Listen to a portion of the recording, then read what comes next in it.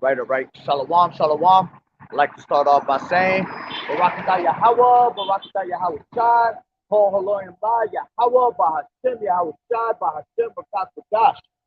Double honors to the elders and apostles, the great millstone who rule well. Blessings and salutations to the hopeful elect that scattered abroad, the Akim and the Akwat that's listening in. Yahweh Rakatah, Lord willing, that the lesson is edified. The brother Shawab Amawan back at you with another lesson. And as always, we come out here week in and week out to prophesy the downfall of America, which is also known as Babylon the Great, all right, also known as the whore of Babylon, all right. And we also prophesy the downfall of the so-called white man, which is the devil that the Bible speaks of, all right. And salvation is preached on to the so-called Negroes, Latinos, and Native American Indians, which are the true Hebrew Israelites that the Bible speaks of, right? And at the times that we're in is now high time to awake out of sleep, all right, because our salvation is nearer than we believe, okay? And going into the lesson today, I wanted to go into ways that prophets could fall, basically, man. All right, a prophet's doom. Shalom, Yahweh Bashem, Yahweh Shah Barakatah, brother. How we doing? All right.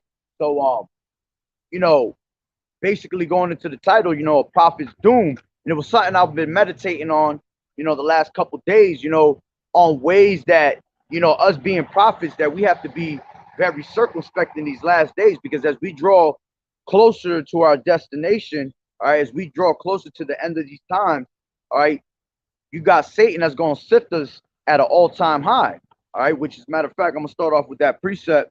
This is Luke 22 and 31, and it says, "And the Lord Yahweh Bashem Yahweh Shai said, Simon, Simon, behold, Satan has desired to have you that he may sift you as wheat." All right. So when you go into this word desire, all right, you got basically Satan begging Yahweh Bashem Yahweh Shai to go and try to sift, all right, Peter from the truth. Okay. Basically making him go off. And you have to understand, Satan has a way of working with the brothers, man. All right. See, he can't get to us on a spiritual note because we are spiritually in tune with Yahweh Bashem Yahweh Shai. See, the name of the Lord is a strong tower, and the righteous man runneth into it and is safe. So when we have them names, man, these demons, they get rebuked. All right.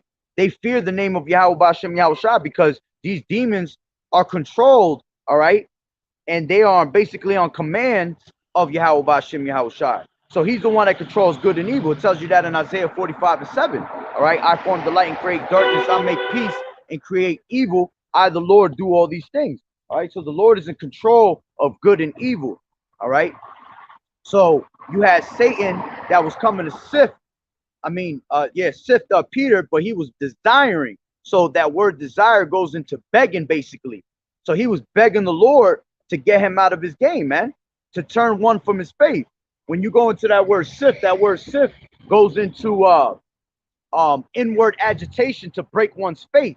So us being in this truth, like I was saying, the prophets are hard to get, to actually attack spiritually. So what Satan will do is he'll use the things around you that you love the most, all right, to try to sift you away from the truth, to try to distract you, all right. Basically, that's what I'm going to go into today, talking about how the prophets could be easily distracted, all right, if we're not circumspect with the way we're moving, all right, which at the end of the day, if you are of the elect, all right, there's nothing that's going to deceive you at the end of the day, all right, but this is still something that we have to be circumspect about because Satan is always trying to sift us away from the truth, all right. So one of the things, I got 4 little things on the list of what can make a prophet's doom. You got women, all right. That's one of the number one ways of Satan trying to get at the men of the Lord is through the women. Okay, whether brothers have wives or not, okay, or whether brothers have no wives and they're out there, pretty much suffering because they ain't got that opposite, At the end of the day, a woman, that's our balance. That's a man's glory. So, us as men, we want our women, but the thing is, in these times, it's almost impossible to have a woman, all right, because the Lord told you to what? 1 Corinthians 7th chapter, he told you to attend to the Lord without distraction. All right. As a matter of fact, let me grab that real quick. This is 1 Corinthians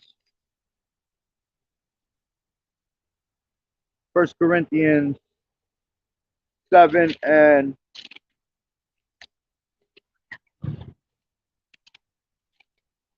Hold on, lock it. Yep, that's what I was waiting for. Them pages before. It's the 7 and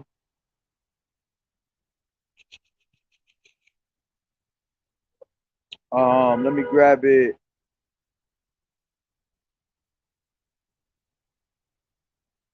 I'll start from 27. Art thou bound unto a wife? Seek not to be loosed. Art thou loosed from a wife? Seek not a wife. All right, so being in this truth, you have to attend to the Lord without distraction. So if you have a woman, all right, you got to act as if you don't have a woman. All right. And if your woman is in order, all right, your woman's going to understand that the work of the Lord is to come first. All right. And there's going to be no problems with that. But if she's on some, carnal mind 2/3 shit, there's going to be a problem there. All right. And it usually is, because it's very rare that you'll have two people in the truth, the husband and the wife. The Lord is about balance, so if most likely if you're in the truth, your wife is going to be pretty much against the truth. We hope that it is not like that, but that's usually the outcome to these things. All right. She's going to be against the truth. All right.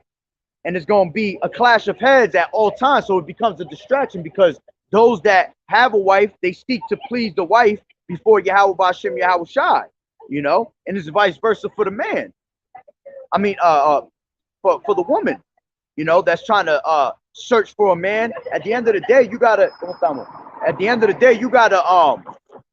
let the Lord put, the right person in your life, because at the end of the day, the Lord is going to put those together of the elect, all right, to be together and be, and see the salvation. And the men are going to protect the men, women, and children, in these last days. All right. So the best thing for you to do is just let the Lord give you that person. All right. Don't go out there out of your way trying to seek for a person, because you might get, the times are getting close. Clutch time is coming. So the women get a little scared. All right. But the Lord didn't give us the spirit of fear. All right. There will be men there to protect the women that are true, are in this truth and sincerity and in truth, man. All right. So going back, it says, art thou loose from a wife? Seek not a wife. So if you don't even have a wife, you shouldn't even be looking for one, because true men of the Lord are gonna stay to themselves in this truth, man. Because it's just a hassle dealing with these extra women, man. All right. This is what I mean. Like, you got to let the Lord bring, Isaiah 4:1 into play. All right. When 7 women shall cleave to one man in those last days. Okay. It says, if thou marry, thou hast not sinned. And if a virgin marry, she has not sinned. Nevertheless, such shall have trouble in the flesh, but I spare you. All right. Because the Lord was, Paul was basically telling us, if it's really burning you and that lust inside of you that you need the opposite, well, then do your thing. Marry somebody. All right. Get with somebody. But he said, such shall have trouble in the flesh. You see? So he already warning you that by the time you try to get into that relationship, you're going to have a list of problems ready to come right behind that. Okay? Because why? You got Satan that's going to try to sift, if you're a believing man and you got a woman that's not a believer, all right, he going to use her. He going to try to sift you away from the truth with your woman. Okay? He going to make it hard as hell for you to focus. All right? Your woman might, come give you some shit, and then she wants to act nice. She's going to be on some bipolar demon shit, 1 minute she acting good, the next minute she acting like a fool. All right. Next minute you don't want to be nowhere near. Then she want to come and tell you I'm sorry and come back. It's a whole headache. You see? That's why if you're dealing with a woman, all right, you got to make sure your woman is in order. And if she ain't in order, you got to kick that shit to the curb, man. All right. Because it's going to get you kicked to the curb at the end of the day. All right. Again, women is the glory of a man. All right. So it's easy for a man to get caught up with a woman, all right, and end up, going astray from the truth. At one point I was going through some shit and that was getting a hold of me, and I seen it and I sensed it. And I felt it, you know. Damn, why am I doing more on this side than doing the work of the Lord? You know, without me even, you know, looking to do that. It just starts to happen because Satan is jumping on your woman left and right, man. All right. And because the woman is the weaker vessel, that's why Satan is going to go attack your woman. It all goes back to the Garden of Eden. You see? Why you think he actually jumped, all right? Why you think he tried to jump? He didn't try to jump on Adam, but he jumped right on Eve right away because Eve was the weaker vessel. So Eve was vulnerable to, you know, listening to the bullshit. If he would have came to Adam with that, Adam would have looked at him like he crazy as hell. You know? So the woman ended up being the weak-minded person. And look at the spot we're in today. Now we gotta suffer. You know, just like the scriptures say, for the beginning of sin came through the woman, and through the woman we all died. So this is why we're fucking dying left and right now, man. All right. So continuing on, back to 28, 1 Corinthians 7 and 28, it says, but and if thou marry, and what is marriage? Sex is marriage. All right. These people don't have the concept of that, man. They don't have the understanding of that. Sex is marriage. So when you're dealing with a woman, all right, and you planting seed up in it, that's your woman. All right. You don't have to go to a courthouse and go before gods and make a covenant with their gods and signing papers and shit like that. All right. The Lord told us not to make covenants with their gods, man. So by you going into these churches and putting on rings, you know, rings go back to Saturn worship, man, Satan worship. You out there trying to get a fucking $10,000 ring. Meanwhile, you got our people, you know, Israelites out there in Africa that you know, they using them to go out there and look for these damn diamonds, man. All you got to look at that movie Blood Diamond, man. Great ass movie. It tells you what they was doing, man. They was grabbing all these Africans. They was out there killing, you know, going through a whole type of war just to find a damn diamond, man. Meanwhile, these Edomites out here running around with $50,000 rocks on the fucking ring. $50,000 worth of souls and shit. You know? So you're not supposed to, you know, go to these churches and actually marry a woman in that form, man. Okay? You're bound down to their gods at the end of the day. All right? So it says, so back to what I was saying, sex is marriage. For those that don't know, those that might be new in the truth, sex is marriage, man. And there's many ways, many accounts in the scriptures that show you that. Every time you had heard one of the brothers, it will say that they went into their wife, you know, they took her as a wife. That's meaning they took her in a sexual way, meant to have her, all right, and make her a wife. So it says, back to 28, it says, but if thou marry, thou hast not sinned, all right, and if a virgin marry, she has not sinned. All right, why does it say if a virgin married? All right, because a woman, she's supposed to have one man, okay, one man, and if she has a man before, the only way she could get loose from a man is if her man dies. All right, if her man is put to death, and there's an order to that. If he didn't bear seed with that woman, his brother's supposed to take on that woman, and she's supposed to continue on the legacy. All right, and if he doesn't want to do that, then you know it goes deep. They got to take him to the elders. You know, and if I believe she's supposed to loose her shoe off her foot and then spit in his face, something like that. Okay, but that's the only way a woman can move on. So it says if a virgin marries, she has not sinned. All right, because if a woman that's already married go and marry again, she's sinning. That's adultery. Okay. As a matter of fact, let me grab that. That's in I believe it's in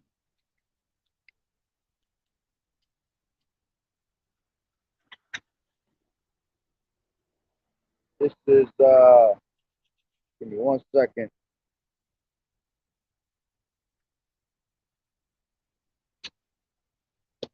Let me get my phone. So I have to search for it so much. I know it's in First Corinthians 2, the chapter I'm reading, but I want it from this a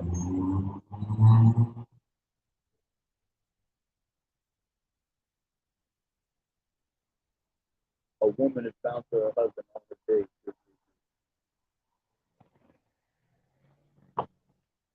This is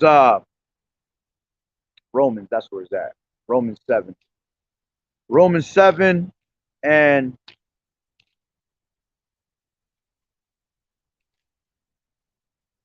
one second.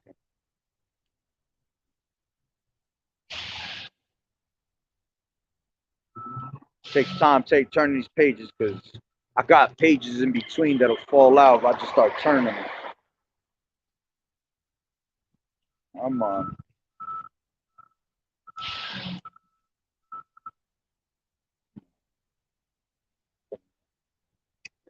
Romans 7 and 2, and it says, one more. This is Romans 7 and 2. It says, for the woman, I'll just take it from the top actually. It says, know ye not, brethren, for I speak to them that know the law, how that the law has dominion over a man as long as he liveth. For the woman which has a husband is bound by the law to her husband so long as he liveth. But if the husband be dead, she is loose from the law of her husband. So then if while her husband liveth she be married to another man, she shall be called an adulteress.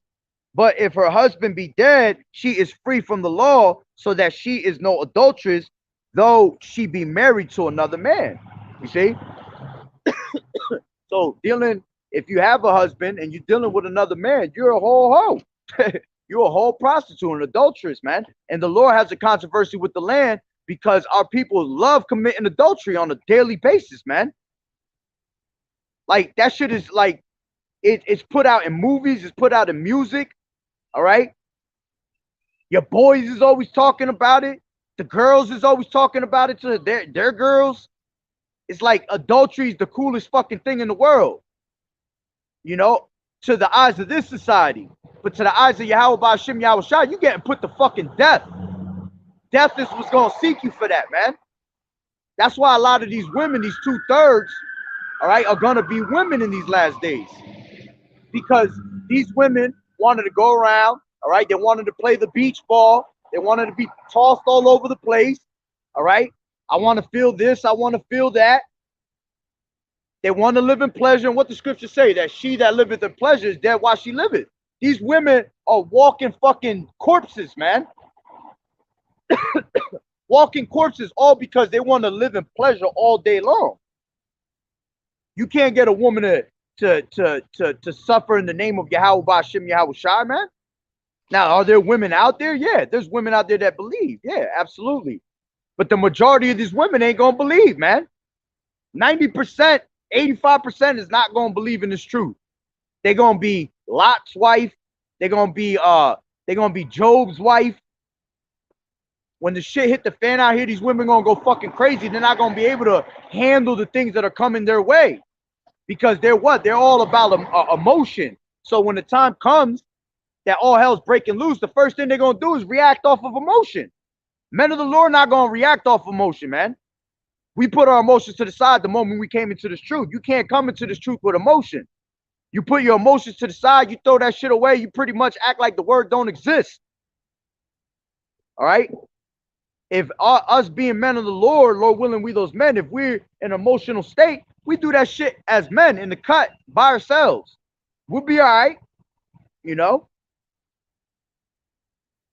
But going back, all right, it was just telling you that a woman can't leave her husband. She has to be with him as long as she liveth. As a matter of fact, let me grab Ecclesiasticus 23.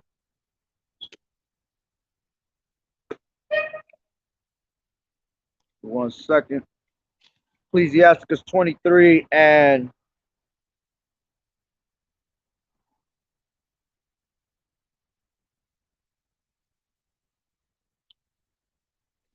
I'll start from 18.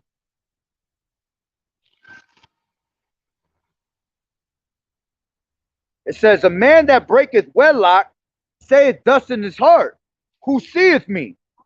I am compassed about with darkness, the walls cover me, and nobody seeth me. What need I to fear? The Most High Yahweh B'Hashem Yahushua will not remember my sins. All right, so it's talking about man that's breaking wedlock. All right, and at the end of the day, all right, we are the Lord's woman. We broke wedlock off, the Lord with our we broke wedlock with the Lord Yahweh B'Hashem Yahushua, and this is why we are in the scenarios that we're in today. Into captivity. This is why we went through different captivities. Okay, this is why we was always put in the hands of our enemies, because we were always worshiping on other gods. All right, breaking that wedlock. The Lord looks at us as his woman. All right, the Lord is the bridegroom, man, and he's supposed to be getting us ready for that marriage supper. Okay, so if we went off as being a metaphoric way of a woman to the Lord, and look how the Lord treated us, he basically put us to the side. He divorced us. He didn't want no parts of us no more, man. All right, and look what ended up happening to us. We went into all these different captivities. We went through all this hell. We're still going through all this hell. All right, so if we broke the wedlock and we received that hell, imagine a woman that's breaking wedlock also. You see, she got to go through. She's gonna go through so much hell. Now she can't even think about the hell that she's gonna go through. All right, because that's one of the worst things you could do in the sight of the Lord is adultery, man. All right, that's worthy of death. So it says, we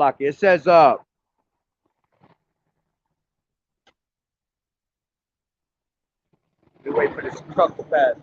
It says, a man that breaketh wedlock saying thus in his heart, who seeth me? And that's how they be. They'll act like they're not, like the Lord is not watching, man. The eyes of the Lord is upon the sinful kingdom, beholding the good and the evil. So the Lord is always watching with his angels, man.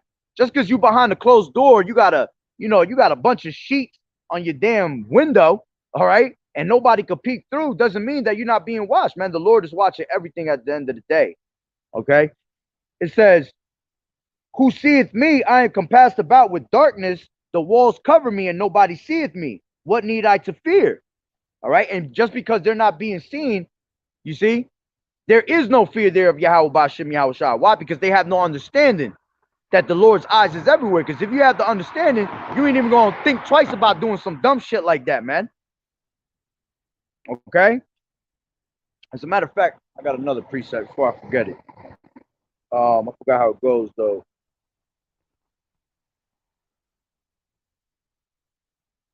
A man that committed adultery with a woman.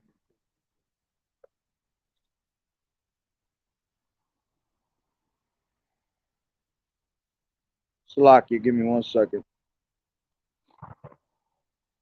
Because it basically tells you a man that commits adultery with a woman, all right, that doesn't know. I believe it says that, hold on real quick.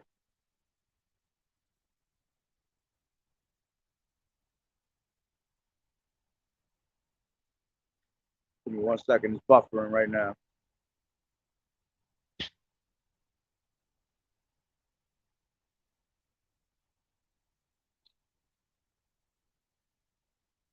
Not coming up. Oh, there you go. This is Proverbs 6:32.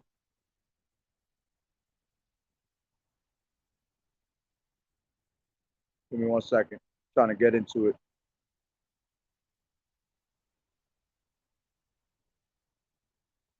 What the hell's going on over here? Shalom, Yahweh B'Hashem Yahushua Barakatah. And then take care of the house and him. He wasn't in the truth. I've been physically and verbally abused for a year over a year. I'm truly.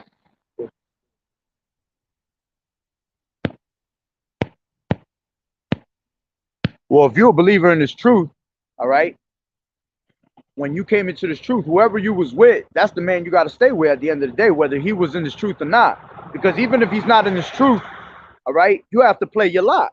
You have to show Yahweh B'Hashem Yahushua that you you're going to stick it by his side, whether it's good or bad. All right. You're going to stick it by his side because you're following the law, statutes, commandments of the Lord. All right. There's a lot of women that are in situations like that, you know, they're going through a lot of hell with a man. Okay. And you know what? It might sound harsh, but sometimes that might just be your lot. That might be something that you have to actually go through, man, and be tested in your faith for that. And you gotta deal with it. All right, because you don't know what you did in your past life. You don't know what you're paying for in this time. All right, remember, us not being in this truth, we didn't know there was 613 commandments. You know what I'm saying? So there's so many commandments out there that are being broke. There's commandments that we break on a daily basis that you don't even know about, man. All right. But again, you still have to continue in your lot and be faithful. And basically, you got to pray for Yahweh Ba'Shem Yahushua to take that person away from you. You know, if it be his will. And if he doesn't, it's because his will is that he wants you to deal with that for whatever reason it is. You know?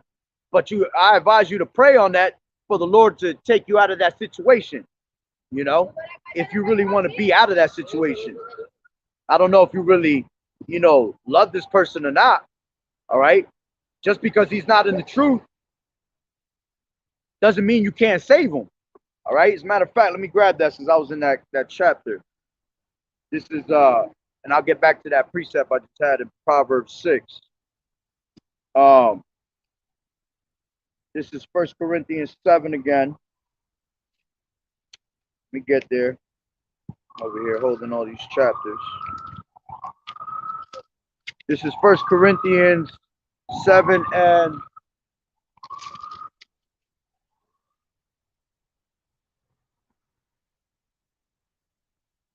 it says 13. It says, and the woman which has an husband that believeth not, and if he be pleased to dwell with her, let her not leave him. You see? So if he's an unbeliever, but he still wants to dwell with you, you got to deal with it. He don't want to get rid of you. He don't want to give you that bill of divorce, because that's the only way you could get away from your man, is if he dies or if he gives you a bill of divorce. You know?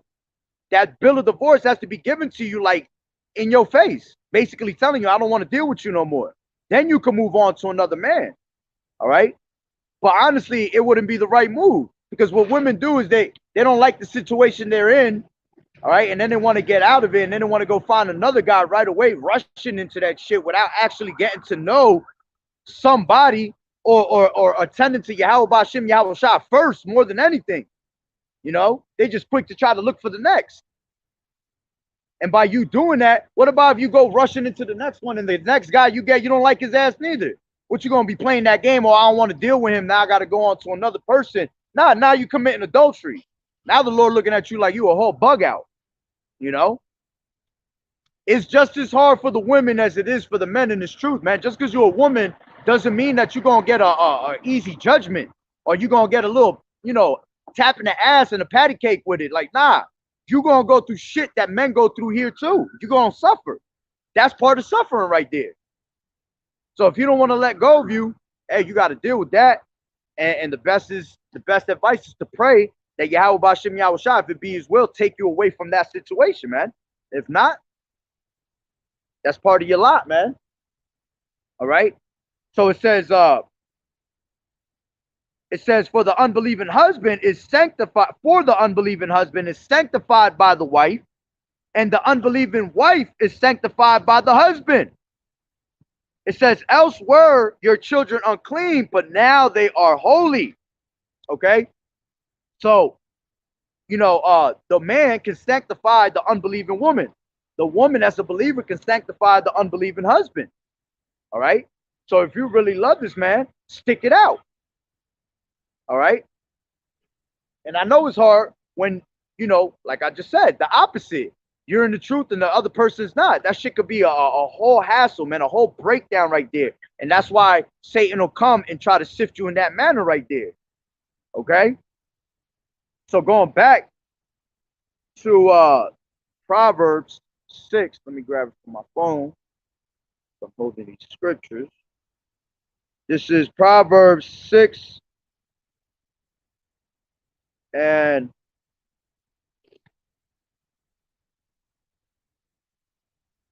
one second, trying to get there. It's going slow as hell. Proverbs 6 and 32. And it says, but whoso committeth adultery with a woman lacketh understanding. He that does it destroyeth his own soul. You see? So you out there committing adultery, man. You're destroying your own soul. All right? And you can commit adultery just by your mind. Just by you looking at somebody and you see a badass chick over there. She got a man. She got a whole fat ass. And you over there thinking in your mind, damn, I would love to tap that shit. You just committed adultery. All right? That's the lust of the eyes right there. Sin in the eyes, basically, man.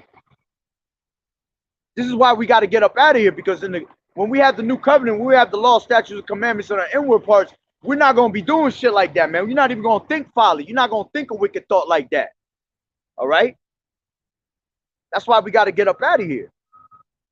But see, Satan always going to be putting them thoughts in your mind, man. All right, so going back to Malachi,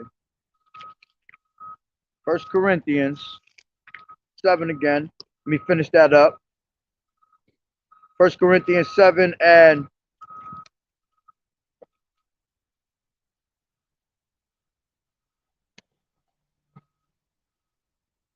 this is 7 and 28 again. But and if thou marry, thou hast not sinned, and if a virgin marry, she has not sinned. Nevertheless, such shall have trouble in the flesh, but I spare you. But this I say, brethren, the time is short. See, this is another reason why you can't let these women distract you, man. The time is short. All right, when you deal with women, all right, time fucking slows down. All right, you're having a good old time. You're having conversations in your life. All right, you're doing it. You're beating it up left to right. All right, whatever. All right, that shit is just going to distract you at the end of the day, man. Okay, read that again. It says, but I say, brethren, the time is short. All right, that's going to have you, misleading yourself from the truth, because you're going to start worrying about her more. Okay, and the time is short here. The Lord is about to make his moves, and you got these people out here running around lost as hell that have no clue of what's going on. The enemy's about to make a whole damn move of death on these people, and all they're lost in is music, movies, sports, who has the fattest ass, who has the longest, like the dumbest shit ever. You see? And the devil's about to make his move and come down on you with great wrath, because he has what but a short time. Okay? So it says, but the time is short, it remaineth that both they that have wives be as though they had none. You see? So we as men of the Lord is telling you not to get so caught up with these women. Okay? And best and believe, when you spiritually in tune with Yahweh Shem Yahushai, one of them badass women gonna walk right past your ass. All right? Trying to twitch that shit and everything. All right? And it's all Satan. It's all Satan to come in and try to get you away. Satan gonna jump on her. She gonna flirt with you in the best way possible, say the shit you want to hear and everything. And at the end of the day, that shit is Satan behind the whole scene, pulling the string, trying to mislead you, trying to get you caught up. Matter of fact, let's look at it this way. Let's look at King David. What did King David end up doing? He ended up committing adultery. He fell off by a woman right there. You see? If you look, there's patterns in the scriptures. You had King Solomon. Hold on, another bus. You had King Solomon, all right? He had 700 wives and 300 concubines, man. What made Solomon go off? All right? Why? Because he started worshiping the gods of his wives, man. There you go. Again, women making a man go off. It's the same thing all the time. A woman is used to try to make a man go off. All right, let's look at Samson. All right, Samson was what? He was out there throwing bodies left and right, and you had Dahlia, all right, telling her what? Telling Samson what? I want to know what your strength is. She asked him 3 times. She tried to play him 3 times, man. She had a whole agenda behind that. She was getting paid off. Okay? And what he ended up doing, he ended up sweet talking, and she was a whole prostitute. And he ended up going off with her. Why? Because the lust of the eyes, the lust of the flesh, the lust of the things in this world, man. Okay? And that's one of the main things that is thrown at men in this truth is the women. Okay? So Samson ended up falling off, got 2 of his eyes plucked out. Why? Because he ended up revealing onto her what was his strength. So she ended up what? She was probably giving him the box of his life. All right. He was having a great old time. And then he got too caught up in it. And he ended up what? He ended up falling asleep. Falling asleep on everything. Falling asleep on the ways that Yahweh Ba'Shem Yahushua taught him. Falling asleep on her ass, where she was able to go and what? Cut off his hair. Then he lost his strength. Okay. But because Yahweh Ba'Shem Yahushua has great mercy on his people, man, he brought him back with strength. All right. But he had to go. He ended up destroying all those people, but he ended up going too. You know, he ended up dying in the mix also. Okay. But that's 3 examples right there. As a matter of fact, another example would be Joseph. You had Joseph, but Joseph didn't fall though. But it was just showing you how the women are. A woman always trying to get at a man of the Lord. You see? So you had Joseph, you had the wife of Pharaoh. She was throwing him box left and right. You see? And as a matter of fact, now that I'm mentioning that, all right, because I had spoken to somebody about this before, all right, for anybody that thinks that they could go out there and commit adultery with with a heathen, you're going off. You're not supposed to commit adultery with, just because it could be a heathen man and a heathen woman, and you felt like going over there to bust that ass. You going off. That's straight adultery. All right, because if it wasn't adultery, Joseph would have grabbed that woman. She was a heathen. Pharaoh was a heathen. All right, and he would have just took it and did what he had to do with it, but he didn't. Why? Because that's committing adultery. And us as men of the Lord, we're gonna walk and act accordingly, man. Because you do got people. I've heard people come out with some stupid shit, and they'll literally ask that. Oh, yo, you know, I'll bust her ass. She's a heathen here. Heathen what? We don't care about him. Yeah, but you're supposed to be acting like a man of the Lord, and adultery is wrong. All right. So anybody that thinks they can commit adultery with a heathen woman because her man is a heathen, you're going off, man. All right. But going back to Joseph, so you had the woman, Pharaoh's wife, was trying to throw it at Joseph, but Joseph kept trying to what? Flee away from her ass, to the point where she even got mad. And that's how it is. These women don't get mad if you don't give them that fucking time. Because see, a woman wants to feel high and valued. So when you push their ass to the side like that and you play their ass out, now they feel like shit. Now they feel like but like, what the fuck is wrong with me? He don't want this, he don't want that, and they'll get mad about it, man. And that's what happened with with Pharaoh's wife. She got mad, and she tried to bear false witness, leave his coat there. You know, he ended up leaving his coat because she yanked it off him. He said that he was there trying to basically, you know, sleep with her, you know, ravish her and all that. It was all a lie. But that's another episode showing you that a woman, all right, will be used to try to get you to go off, man. And that's one of the biggest things. And for these women doing the shit that they do, all right, because these women have no chill, they got no filter, they don't give a shit about what they're doing. They're all about pleasure, all right. So to them, it's a thrill. It's a what do you call that? A thrill seeker, man. For them to go out there and do all that wickedness, having men, you know, bowing at their feet and driving them nuts. Okay, but the Lord gonna punish your ass for that, man, and in a horrible manner. And we can't say it. we try to keep it chill with the way we want to go in on it, on how the Lord gonna do your ass. All right, but we gonna keep it normal. The Lord gonna destroy your ass in the worst manner possible. All right, it ain't gonna be no fun. It ain't gonna be no cute guys in those days. 6 men come grab your ass and they were the men of your dreams and they're gonna take you away and you're gonna have a great time. No, fuck that. All right, your ass gonna be taken away. 6 men gonna toss your ass around like a fucking rag doll, man. All right, you're gonna be ravished. Kids is gonna be seeing shit like that in front of you. All right, they might do it in front of your kids, man. It might take your kids and do shit like that. And this is why you got to get up out of that mentality that these women have of feminism and wanting to usurp authority over a man, because the Lord hates that, man. The Lord not dealing with women when it comes to this truth, man. Okay, you were made to be a servant, and that's your deal. That's your duty. All right, go cook, go clean, go stitch something. All right, but wanting to do everything else that a fucking man does, you going way off, man. Okay, as a matter of fact, let me grab Proverbs 30 and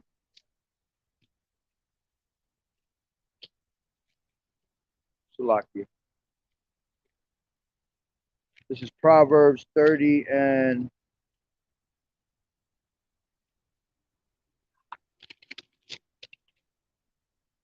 20. It says, such is the way of an adulterous woman. She eateth and wipeth her mouth and saith, I have done no wickedness. All right. And these women love doing all their dirt. All right. And they be like Esau, straight like Esau. Esau loved doing his dirt and then he washed his hands and act like he ain't do none of that shit. All right. Well, that's how these women are. They know exactly what they doing is wrong.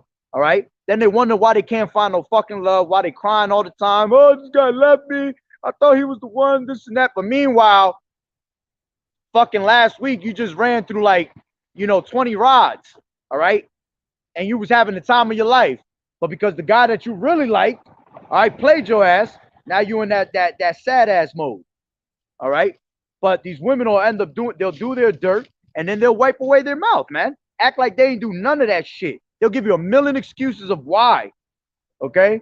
That you'll hear the key word, but it'll always come out in the conversation.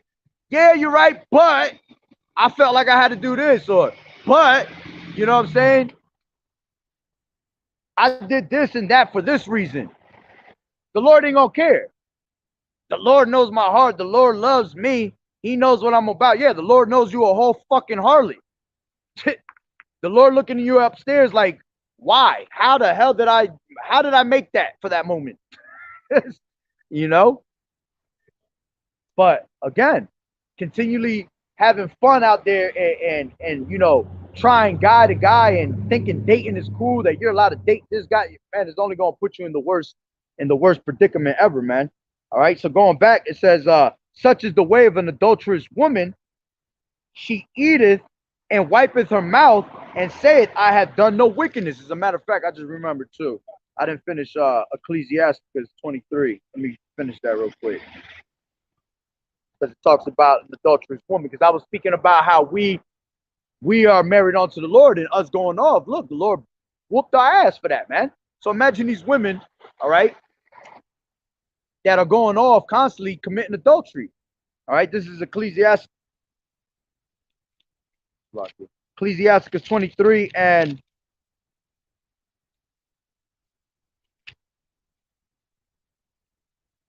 let me start from 18 again. It says, a man that breaketh wedlock saith thus in his heart, who seeth me? I am compassed about with darkness. The walls cover me, and nobody seeth me. What need I to fear? The Most High Yahweh will not remember my sins. Such a man only feareth the eyes of men, and knoweth not that the eyes of the Lord Yahweh are 10,000 times brighter than the sun, beholding all the ways of men and considering the most secret parts. Salakia. It says, he knew all things ever they were created. So also after they were perfected, he looked upon them all. This man shall be punished in the streets of the city, and where he suspecteth not, he shall be taken. All right, so it's telling you what's happening to a man that break wedlock, man. He should be taken in the streets of the city, and where he suspected not, he shall be taken. Thus shall it go also with the wife that leaveth her husband and bringeth in an heir by another. For first she has disobeyed the law of the Most High, and secondly she has trespassed against her own husband, and thirdly she has played the whore in adultery and brought children by another man. So the Lord just told your ass you got 3 whammies right there. All right, you're gonna break one. All right, it says first she has disobeyed the law of the Most High. Yeah, you disobeyed the law of the Most High because the Lord told you not to what? Commit adultery. So you broke one right there. All right, then for you wanting to have lust and pleasure, all right, secondly you have trespassed against your own husband. Yeah, you disrespected your husband. Okay, whether your husband did something fucked up or not, all right, you trespassed against your husband, so that's the second sin. And then it says the third, she has played the whore in adultery. You see? But hold on, but the Lord not gonna judge whores and shit like that, right? But the Lord in the scriptures tell you about all types of harlots and whores, man. And he calling you women whores, calling you bitches in the scriptures, basically. When he calling your ass a dog, man. Did you say something like that to these women? Nah, that ain't me. That's fucked up. You know, I could be with whoever I want. I'm single. I could do whatever I want. And that's why they stay single. They stay single just so they can keep doing their fucking wickedness, man. See, these women, what they do is they'll date your ass for 5, 6, 7 months just to test your ass, just to see what you really about. See if you got anything to offer their ass. All right. As long as you offering something and you keeping them busy and you keeping them laughing, hey, A+ is everywhere on your report card. All right. But the moment your ass ain't doing that shit no more, or you try to take it serious and you try to tell them, listen, you're gonna have to start acting like this if you're gonna fuck with me. You know what I'm saying? I don't play like that. I move according to scriptures and this and that. As soon as you tell them that, I gotta go. You know, they'll come out with a million excuses of why they gotta go, which means that to begin with, they never wanted to deal with you anyway. All right, that's another reason why. All right, it's not good to deal with women in this truth, because us being men, it's a fire in our. This truth is a fire in our soul, man. So there ain't nothing to talk about with these people other than the truth. You see? So here it is. Maybe you had a long day teaching. You've been bringing out lessons all day. Now you want to kick back and relax, and maybe you want to go kick it with your woman and tell her some shit. You know, something that you can't tell your brothers or nothing. It's just you and her. You know, and she don't want to hear it because it's got to do with the truth. Now you're looking at her like, what the fuck? I'm just trying to talk. You know, I'm just trying to, you know, vent basically. But they won't hear it because they're not about that truth, man. All right. So let me read that one more time.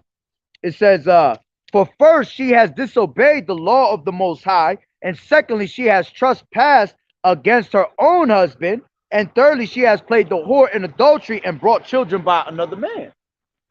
Okay. And as a matter of fact, I want to finish that last one too, that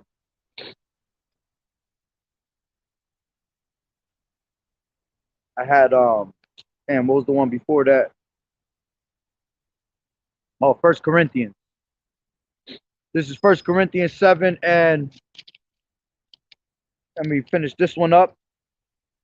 30, it says, and they that weep as though they wept not. I'll start from 29. But this I say, brethren, the time is short. It remaineth that both they that have wives be as though they had none, and they that weep as though they wept not, and they that rejoice as though they rejoiced not, and they that buy as though they possess not, and they that use this world as not abusing it, for the fashion of this world passeth away. All right. And that's the main thing. This is why we can't get attached to anything in this world, man, because everything on this side is going to pass away, man. Every single thing. The only thing that's not going to pass away is basically the elect, man. And your bodies is going to, they're going to deteriorate because we're going to need new bodies. All right. But the elect is the ones that's going to carry on into the kingdom. The rest is going to be gone, man, disintegrated. All right. Until the Lord put them in new bodies and bring them back. So everything here is just going to be done. There's nothing here that's going to stand at all. Not one little ass piece of grass, man, is going to stay out here. Every single thing is going to be disintegrated out here. So why get attached to anything here at all? Okay? And that's what Paul is telling you right here. It says, and they that use this world as not abusing it. See, you could use this world for the things you need at the moment, all right? But you can never abuse it. Moderation. Everything comes with having a temperate mind, being balanced. Yahweh Bashim Yahweh Shah is about balance. All right. So if you don't have balance, you off, man. All right. You're unstable, basically. To have no balance is basically to be double-minded, be all over the place. Okay. And when you're all over the place, you're what? You're unstable in all your ways. Double-minded man is unstable in all his ways. James 1:8. All right. So it says, and they that use this world as not abusing it, for the fashion of this world passeth away. But I will have you without carefulness, he that is unmarried, and careth for the things that belong. So like he that is unmarried, careth for the things that belong to Yahweh Bashim Yahweh Shai, how he may please the Lord Yahweh Bashim Yahweh Shai. But he that is married careth for the things that are of the world, how he may please his wife. You see? This is why you got to stay by yourself, man or woman. It don't matter, because you're going to end up trying to find yourself trying to please the person that you with, man. Okay? And it said it right here. It says, but he that is married careth for the things of the world, that are of the world. All right, let's go to 2 John. 2 John 2. 1 John, Salakia. 1 John 2:15.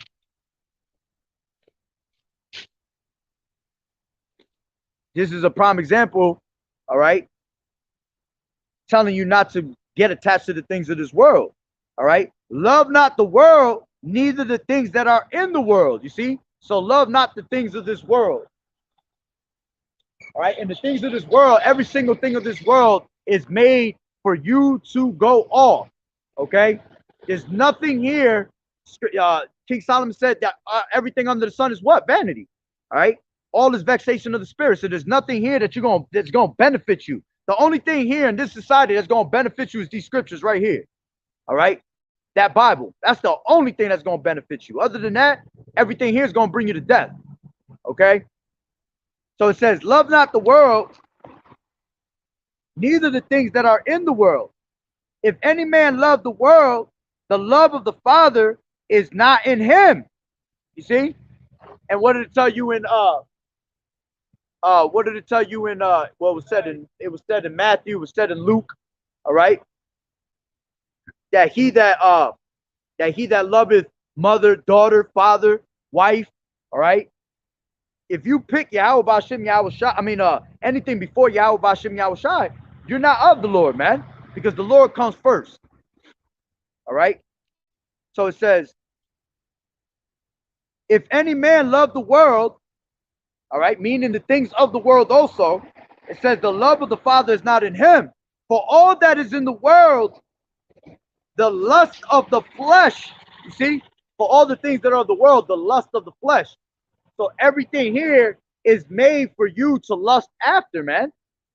Okay, and that's the thing. This is why Esau rules the world, man, because Esau has the understanding of how to make us lust for the shit of the world, man. This is why he comes out with creation after creation, all right? Technology after technology, okay? He basically never has a chill mode, and all he does, if you look at it, what Esau does is Esau basically, he's always making something new and never letting you have time to enjoy the shit that just came out. Why? Because he wants your mind to keep fucking running, man. So there's no time of actually just sitting back and chilling. Oh, that came out new. I gotta get it.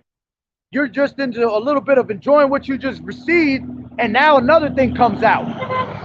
See, it's to keep your mind going, to keep your mind distracted from what you're supposed to actually be doing. All right, it says For all that is in the world, the lust of the flesh and the lust of the eyes. Okay? And this is why Esau is constantly making physical things for you to see, because your eyes are going to lust for that shit, man. All right? Whatever it is, whatever product it is. Even just say, since we're talking about women, even women. Why you think he continually keeps making the clothes that he makes for the women over and over and over again? So your eyes can continually lust of that shit, man. Don't you realize that shit is getting shorter and shorter? All right. Next thing you know, you're going to see a woman wearing a fucking straw for a thong, like on some real shit. It just keeps getting worse and worse to the point where the woman is running around with just a fucking banana peel, yo, covering her shit. But that's why he'll continue to keep doing that. Okay? He'll continue to keep making that product and making it more provocative every single time because he wants you to lust after that. All right? So it says, for all that is in the world, the lust of the flesh and the lust of the eyes and the pride of life. All right? Going back to these women got they are one of the highest with pride, man. All right? And pride is when one has pride, that's when one departs from their maker. Pride is hateful before Yahweh B'Shem Yahushua and man. Pride was not created for us to have, man. But these women have pride in what they're fucking doing, man. The wickedness that they do, they have pride in that shit. All right? I just sucked off 20 rods. Hey, and they out there celebrating for that shit, man. Meanwhile, the Lord just writing in his book, your judgment. This is all going to be according to your ways. It's going to be according to the ways you act. All right?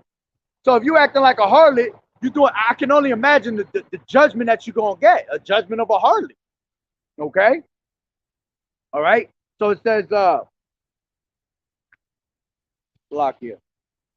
It's starting to get a little darker. It says, for all that is in the world, the lust of the flesh, the lust of the eyes, and the pride of life is not of the Father, but is of the world. And the world passeth away, and the lust thereof. But he that doeth the will of Yahweh abideth forever. All right? So, again, as a matter of fact, let me just finish it right here. Then I'll break it down from there. This is 1 Corinthians. Let me just jump back in there and finish it. 1 Corinthians 7. Block here. 1 Corinthians 7 and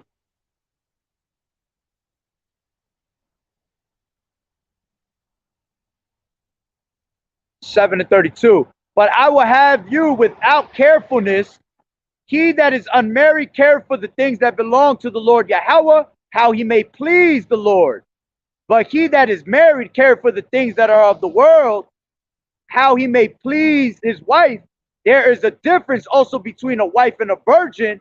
The unmarried woman cared for the things of the Lord, that she may be holy both in body and in spirit. But she that is married cared for the things of the world, how she may please her husband. And this I speak for your own profit, not that I may cast a snare upon you, but for what which is comely, and that ye may attend upon the Lord without distraction. You see?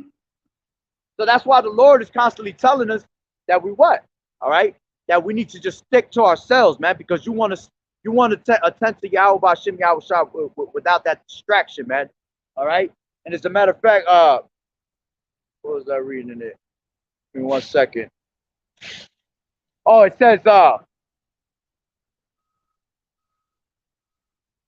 says, the unmarried woman care for the things of the Lord, that she may be holy both in body and in spirit. All right? And you see, that's how women are supposed to be moving. All right? Attending to the Lord in body and spirit. All right? Being like what's her name? Esther, man. All right? Humble before Yahweh B'Shem Yahushua. All right, not putting on this fucking raiment and trying to look fly as hell, and at the same time trying to, serve the Lord or anything like that. Man, you're supposed to serve the Lord with your whole heart. That's it. All right, so you gotta humble yourself. You gotta take yourself from that high horse of you thinking you the shit.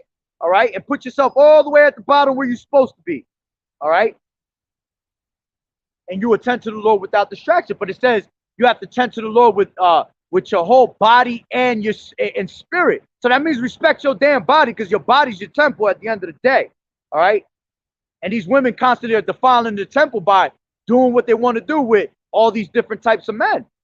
And this is why they have multiple personalities, all that DNA, all that DNA stays in their mind, man. All right, so they got a thousand different mind frames in their brain, man, working at once. Okay, but that's the point on the woman. All right, being a snare onto the man. All right, onto us brothers being in this truth, teaching this truth. That's something that could become a snare very quickly, man. These women. All right, so when you deal with women with intelligence, man. Okay. Matter of fact, let me one of the other things I had on the list was money. All right, this is another thing that could lead a brother away from this truth, is money. We see it now. All right, we see these false prophets, how they once came in. Most of these people, when they come into the truth, they know the truth. They'll hear the truth somehow. All right, but what makes them err is the temptation that comes along with it. Because the Lord said what? When thou come to serve the Lord, prepare thy soul for temptation. So any man that's coming into this truth, you're going to be tested in so many damn ways, man. All right, to see if you're really about this truth. And you got these false prophets, these 501c3 charter prophets that, they come into the truth, they hear the truth, they know the truth. Some of them know the names. All right, and what ends up happening is they end up going astray. Why? Because the things of this world, the riches of this world. That's when they become that the parable of the let me grab that real quick. This is Matthew.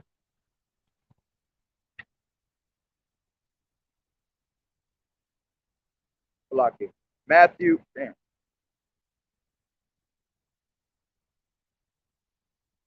Damn, man. This is Matthew 13 and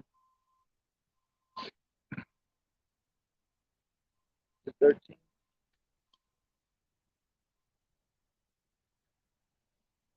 One more. There we go. This is 13 and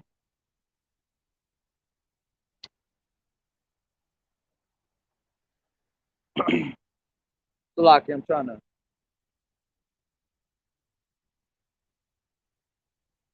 "22. He also that received seed among the thorns," you see, that thorny soil. All right. It says, "He also that received seed among the thorns is he that heareth the word, and the care of this world and the deceitfulness of riches choke the word, and he becometh unfruitful." So that's what ended up happening with half of these false ass prophets, man. Like, let's take Nate, for example. Nate came into the truth knowing the names of Yahweh Bashim Yahweh Shai, man. But what does he teach now? He teaches fucking Caesar Borgia. All right. Why? Because the riches of this world, the cares of this world choked his ass, man. You see? He got that offer given to him that he couldn't resist. See, he wasn't being circumspect at that moment. Because Yahweh Shai was giving you, when you read Matthew the 4th chapter, right? You see how Satan came to try to deceive Yahweh Shai into making him bow down by telling him that he will receive the beautiful things of the world.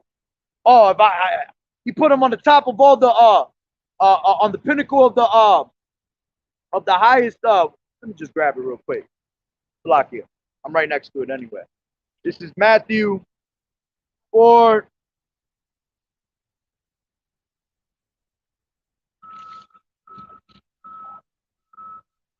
I'll just start from the top. 4:1, it says, "Then was Yahweh Shai led up of the spirit into the wilderness to be tempted of the devil. And when he had fasted 40 days and 40 nights, which that's another thing. When you fast, all right, best believe them demons is gonna be at an all-time high trying to get at your ass. Because that's when you're the most spiritually in tune with Yahweh Bashem Yahweh Shai. All right? So they pretty much, what their job is to do is pretty much try to break your fast. All right? And then once you break your fast, you gonna try to break your faith. You see? But it says, and when he had fasted 40 days and 40 nights, he was afterward and hungered. And when the tempter came to him, he said, if thou be the son of Yahweh, command that these stones be made bread. But he answered and said, it is written, man shall not live by bread alone, but by every word that proceeded out of the mouth of Yahweh. Then the devil taketh him up into the holy city and setteth him on the pinnacle of the temple, you see, and saith unto him, if thou be the son of Yahweh, cast thyself down, for it is written, he shall give his angels charge concerning thee, and in their hands they shall bear thee up, lest at any time thou dash thy foot against thy stone. It says, Yahweh shall said unto him, it is written, then again, thou shalt not tempt the Lord Yahweh. Again, the devil taketh him up into an exceeding high mountain, and showeth him all the kingdoms of the world and the glory of them, and saith unto him, all these things will I give to thee if thou wilt fall down and worship me. You see? So you have Satan over here trying to basically break him down to make him worship him. And what did he tell him? He gave him the deal of his life. I'll give you all these kingdoms. All right? What comes with kingdoms? Riches, man. Money, power. So that you got Satan basically offering to Yahweh Shai millions and millions of dollars right there. You see? But he ain't fall. Why? Because he's in spirit. He's following after the words of Yahweh Bashem Yahweh Shai, man. All right. Once you stop listening to what's written in these scriptures, your mind's gonna go astray. So that's what ended up happening. That's why it tells you to watch therefore and pray, because why? The flesh is weak. So Nate let his flesh get weak to the point where they offered him some money, and he said, hey, well, you know what? I guess it ain't Yahweh Shai anymore, man. All right. And now he's just going completely off with tons of blood on his hands. All right. And honestly, I highly doubt there'd be any coming back from that. You know, of course, we want brothers that know this truth to stay on point and not fall out. But somebody's got to play those roles of falling out. Somebody got to play the false prophets. Okay. So that was a prime example of someone that was in this truth, knew the names, but he chose to go off with money anyway. You see? And the Lord tells you that, man. He said you can't drink of the cup of the Lord and drink the cup of devils. You can't worship God, all right? You can't worship God and you can't worship mammon. You can't worship Yahweh Bashem Yahweh Shai and try to make a paycheck on the side at the same damn time, man. All right? The only money you should be making, your regular job for you to get by with your daily bread to pay your bills. Any other money out of that, all right, is you going off. You out there trying to make merchandise. You out there trying to make turn the Lord's truth into merchandise. That's going off. Okay, but these people are all about money. All right, that's why they teach for filthy lucre's sake. Let's grab that real quick. This is Titus.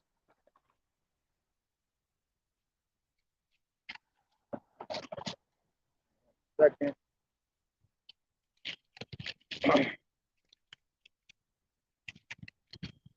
One second. This is Titus 1 and 9. See, you're supposed to, it says, holding fast the faithful word. See, you're supposed to hold fast the faithful word. So someone like Nate, okay, you basically could say he already got his crown snatched. The Lord said, Let not nobody snatch your crown, man. Okay? Hold fast that what you has is this truth. But see, Nate let somebody snatch his crown. Esau snatched his shit. All right? And because he snatched it, now he a whole bug out. Okay? He a rich bug out. So it says, holding fast the faithful word as he has been taught. See, you're supposed to hold fast the faithful word the way you've been taught. Okay, the way the elders and apostles have taught us this word is how you're supposed to be bringing out the word out on these highways and edges. Okay, you're not supposed to handle the word deceitfully, man. You're not supposed to hold back your sword from blood. Okay, you got people that handle the word deceitfully. You got people that sit down at their ass all fucking day and do no work for the Lord. Slothful as hell. All right. You're holding back your sword from blood. All right. So your blood is going to be required. Why? Because you didn't warn the people. All right. We're washing the blood off our hands by warning the people. You don't warn the people, you're going to be taken down with them people, man. So it says, holding fast the faithful word as he has been taught, that he may be able by sound doctrine both to exhort and to convince the gainsayers. So if you ain't got the right doctrine, how the hell you think you out there exhorting? Okay, how you think you really teaching out there? You're not teaching if you have, what does scripture say? If he speak not according to this word, it's because there's no light in him. All right, so if you're not speaking Yahweh Shai the way you've been taught, all right, by the elders and apostles, because the Lord said he was going to give you what? Pastors according to my heart, that shall feed you with knowledge and wisdom. So somebody going to feed you with that proper doctrine, you see? But because our people stiff-necked, all right, our people have jealousy in them, all right, they don't like the men that are being dealt with on top right now. And you a sucker for that shit, man. Because he that hateth his brother is considered as what? A murderer. All right? The Lord love when he see the unity of the brotherhood, man. But I'll let this damn truck pass.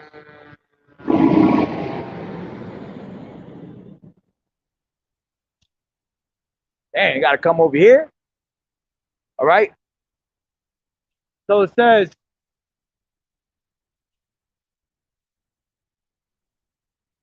for there are many unruly and vain talkers and deceivers, especially they of the circumcision, whose mouths must be stopped, who subvert whole houses, teaching things which they ought not, for filthy lucre's sake. You see? So they're doing it for a dollar bill, man. All right? Which at the end of the day, that's another reason that'll put a prophet to doom, is you leaning on the society other than leaning on to Yahweh B'Shem Yahweh Shai. All right? So by you doing this for filthy lucre's sake is basically saying that I'm not going to lean on the Lord. I'm going to preach this the way I want to preach it, and they want me to preach it so I could get my paycheck, basically. You see? But these are mouths that need to be closed, mouths that need to be shut. And how's the Lord going to do that? He's going to destroy y'all when that time comes, man. All right, as a matter of fact, let's grab that real quick. Micah. This is Micah 2 and, Micah 3.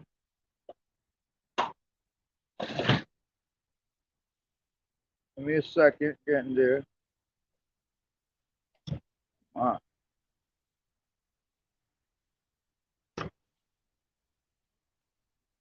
There you go. This is Micah 2 and I believe it's like 8.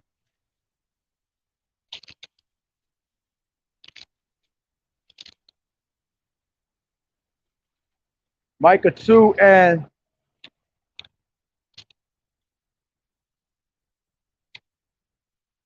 Salaki, I keep saying 2, 3, my bad. Micah 3 and 8, I think it is.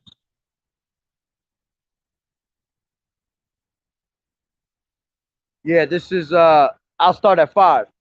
It says, thus saith the Lord Yahweh B'Shem Yahweh Shai concerning the prophets that make my people to err. All right, so because I've had people come up to me like, Well, it says in the Bible that the prophets are going to be destroyed. Yeah, the prophets that are not preaching Yahweh B'Shem Yahweh Shai is going to be destroyed. The prophets that's preaching the truth ain't going to be destroyed, man. That's their duty. Unless they have the law of being beheaded and being a martyr, they're not going to go, man. All right? The true prophets are the ones that speak of what? Pestilence, evil, okay? Destruction, war.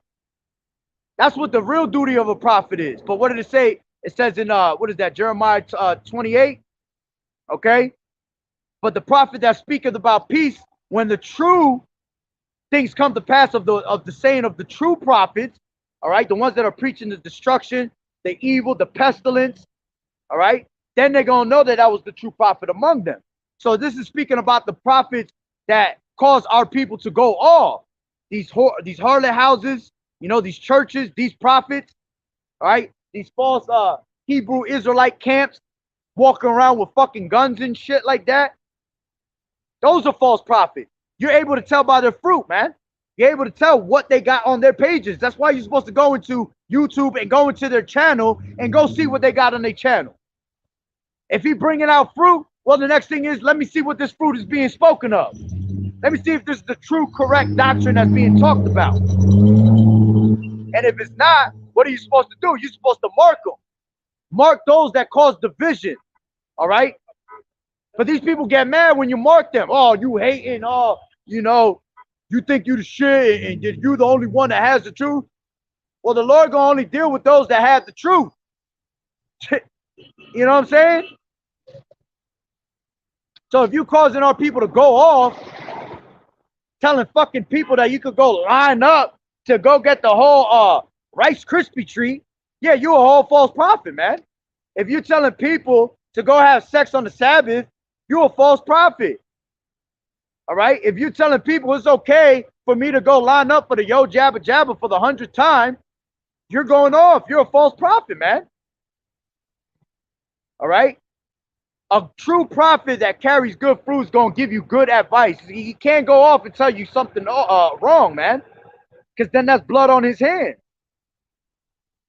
So it says, thus saith the Lord Yahweh B'Shem Yahweh Shai concerning the prophets, this is Micah 3 and 5, the prophets that make my people err, that bite with their teeth and cry, peace, and he that putteth not in their mouths, they even prepare war against them. See, those prophets, that any prophet that you hear about talking about peace, fucking run from his ass, man. All right, because the Lord told you there ain't gonna be no peace. Let's grab that real quick. This is Ezekiel 7 and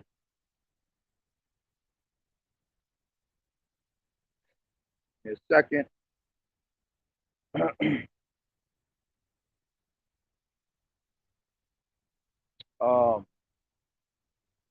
Dang, I forgot.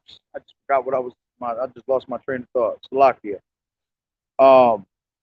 Oh, that's what Ezekiel. Salakia. The water Yahweh B'Shem Yahweh Shai. This is Ezekiel 7 and. Oh, as a matter of fact, you know what? I'm gonna get it from there too, but hold on.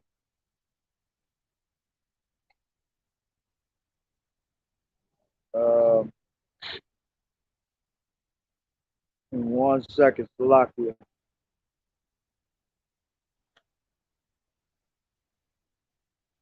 No, that's not the one I wanted.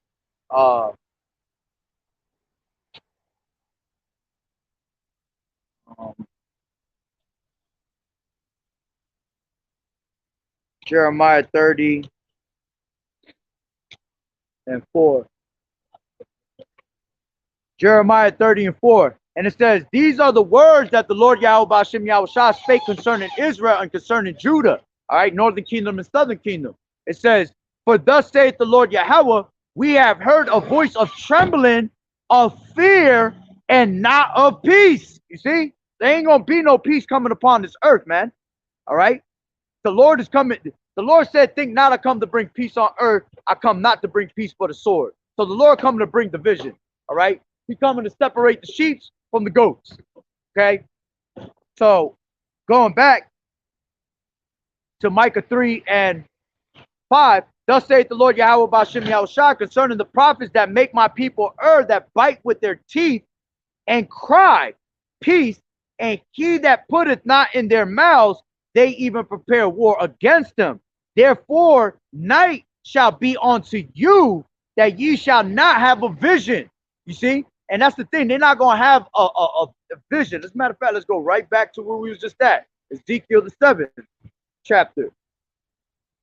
All right? I believe that's where it's at. Yep.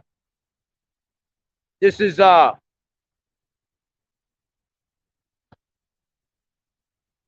Ezekiel 7:23. Make a chain, for the land is full of bloody crimes. The city is full of violence.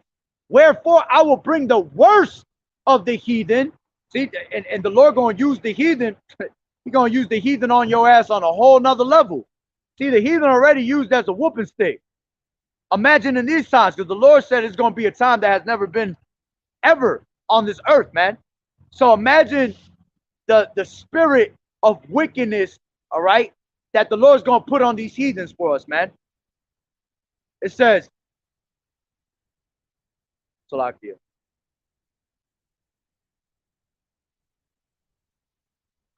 It says, wherefore I will bring the worst of the heathen, and they shall possess their houses. I will also make the pomp of the strong to cease, and their holy places shall be defiled. Destruction cometh, and they shall seek peace, and there shall be none. Mischief shall come upon mischief, and rumor shall be upon rumor. Then shall they seek a vision of the prophet, but the law shall perish from the priest and counsel from the ancients. Yeah, so by the time all hell break loose out here, all right, then they're going to be trying to seek a vision of the prophet, a real prophet, because they're going to realize they ain't the fucking prophet, which they already know that anyway, all right? But the thing is that the Lord puts their ass under strong delusion so much that they start believing their own lies, man. You become that what's that called, a pathological liar, man. All right. So it says, Salaki, every time my shit goes all the way back to the top, it says, destruction cometh, and they shall seek peace, and there shall be none. Mischief shall come upon mischief, and rumor shall be upon rumor. Then shall they seek a vision of the prophet, for the law shall perish from the priests, and the counsel from the ancients. All right. As a matter of fact, let me grab since I'm in Ezekiel 21. I mean, not Ezekiel 21.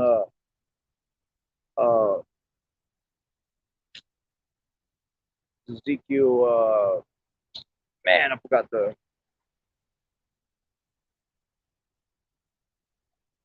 Give me 1 second.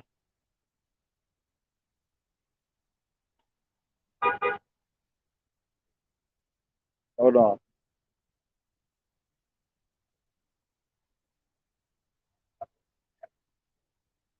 This is, I know it's in Ezekiel. I forgot where though. Come on. 12, that's where it's at. This is Ezekiel 12 and 22. 21. And the word of the Lord Yahweh Bashem Yahushua came unto me, saying, Son of man, what is that proverb that ye have in the land of Israel, saying the days are prolonged and every vision faileth? All right, and that's pretty much how these false prophets is coming at us, man. On top of these 2/3 that don't believe, mocking the Lord, saying when the Lord's going to return. All right, here it is, these false prophets in these churches preaching a false ass deity. All right, and the moment you tell them that Yahushua coming back, they don't believe it. All right, they'll mock at that, try to make us look like we crazy. All right, yeah, I might be some straight chariots right there too. There's only 3. This is it says, Son of man, what is that proverb that ye have in the land of Israel, saying the days are prolonged and every vision faileth? Tell them, therefore, thus saith the Lord Yahweh, I will make this proverb to cease. and they shall no more use it as a proverb in Israel, but say unto them that the days are at hand in the effect of every vision. All right. So these visions are going to come into effect, man. Every single one of them is going to come to pass. And when it does come to pass, they're going to go to seek after the true men of the Lord. But what's going to happen at that time? It's going to be famine of the word by then. Ain't going to be men of the Lord to make their mouth of reprover anymore, man. The Lord's going to cleave their tongue to the roof of their mouth. All right. We're not going to be able to help anybody out. The only ones that's going to get help is of the elect, man. If the Lord put it on our spirit to wake somebody up in that last moment, all right? Other than that, you were supposed to go grab a ticket a long time ago, all right? You were supposed to grab a ticket and wait in the line, but you ain't grab your ticket. You didn't make a line. Therefore, you missed it, okay?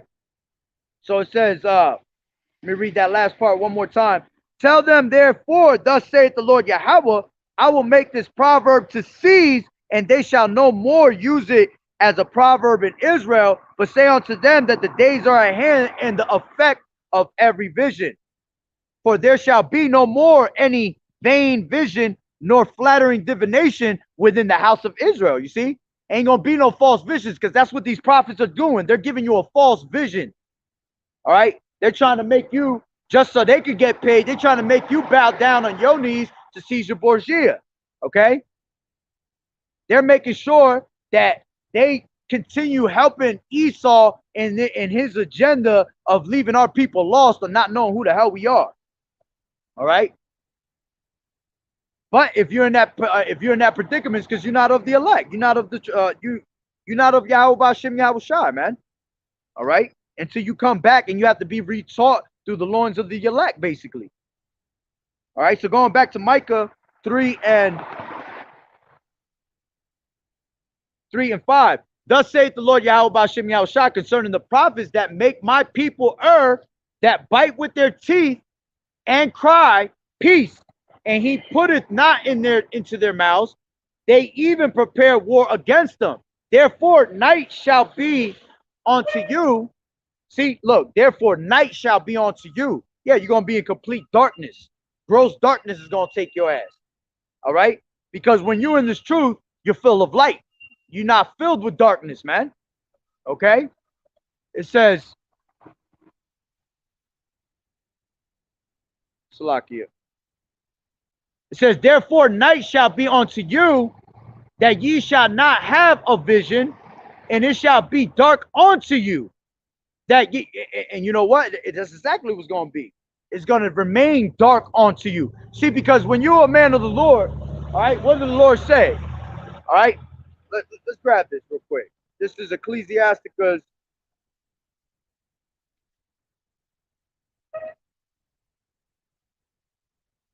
Ecclesiasticus.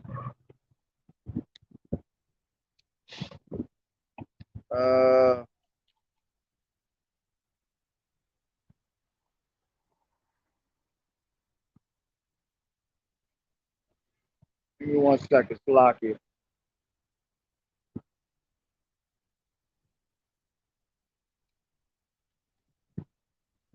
(39 and 1), and it says,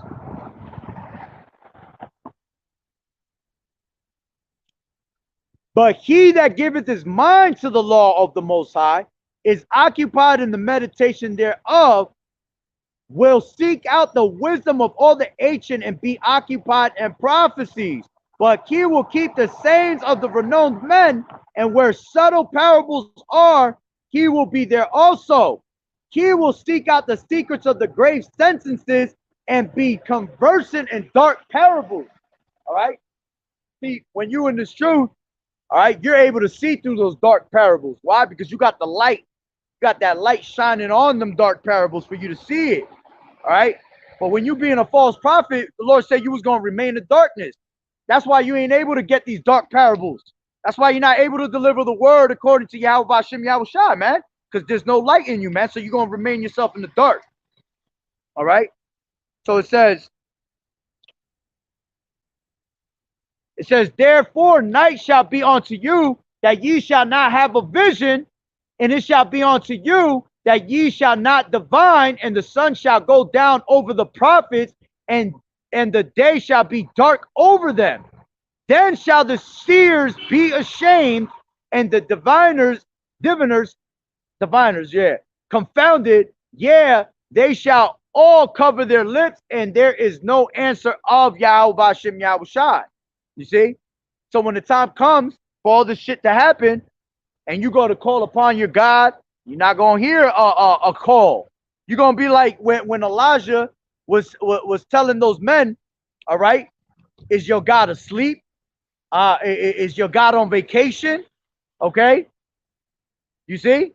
That's what's going to happen. As a matter of fact, the Lord said that if you didn't believe in him, all right, what did he say? He said, go and cry unto the gods which you have chosen, and let them deliver you in the time of your tribulation. So here it is. These false prophets are going to come out crying unto the Lord. All right. But the Lord's going to say, depart away from me, you workers of iniquity. Why? Because you wasn't bringing out the word in sincerity and the truth. All right. You really wasn't about Yahweh Shai. So it says, then shall the seers be ashamed. All right. All these false prophets are going to be ashamed. The diviners confounded. Yeah, they shall all cover their lips, and there is no answer of Yahweh. It says, but truly I am full of power by the Spirit of the Lord Yahweh. See, that's the key. You want to be filled with the Spirit of Yahweh Bashem Yahushai, man. Because that's what? To be filled with the Spirit of Yahweh Bashem Yahushai is to have rivers of water, all right? Filling your bellies with rivers of living water, man. So it's a constant flow.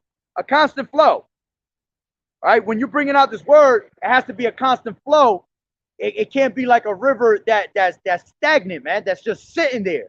All right. Because what happens when the water's stagnant, it turns into what? It turns into mold, turns into algae, turns into shit. Okay. That's why you can't be on that slothful spirit or anything like that, man. You make yourself lukewarm, and to the point where your water, your river, all right, is no longer moving. Okay, now that shit is sitting still in one spot. Now you got flies and mosquitoes coming out of that shit. All right, lily pads and shit.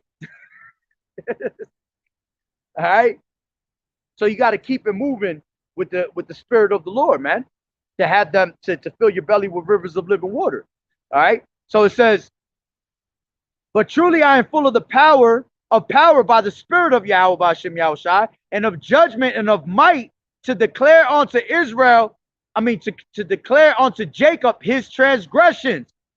All right. See, because a lot of people will be like, they'll be like, oh, well, who are you to judge? Who are you to tell me, blah, blah, blah. Well, that's the beauty of it. When you finally transform your mind and you're no longer doing things of this world, all right, and now you're walking in righteousness, man, all right, the Lord is telling you have the okay to go over there and tell Israel and Jacob their transgressions, man. We're supposed to be what? We're supposed to be crying out loud, sparing none, all right? Letting you know how it is. We're not caring about your feelings, all right? We're not fearing, what does scripture say? Let not the incredulity of them trouble thee, all right? Fear not the imaginations that are put against us. We're not worried about that shit, man, all right? Because you're just as good as dead, man. That's why the Lord said not to worry about how the wicked is going to be destroyed, but to worry about how the righteous is going to be saved. All right. And that's why we won't worry about you. You think that if you don't listen to this word and you don't take heed of it, you think we're going to fucking lose sleep? Hell no. Hell no. If anything, you feeling you fulfilling prophecy, and we just like, hell yeah. The Wadi Yahweh Bashem Yahushai. All right. So it says to declare unto Jacob his transgression and Israel his sin. Hear this, I pray you, ye heads of the house of Jacob. It says the princes of the house of Israel that abhor judgment and pervert all equity, they build up Zion with blood and Jerusalem with iniquity.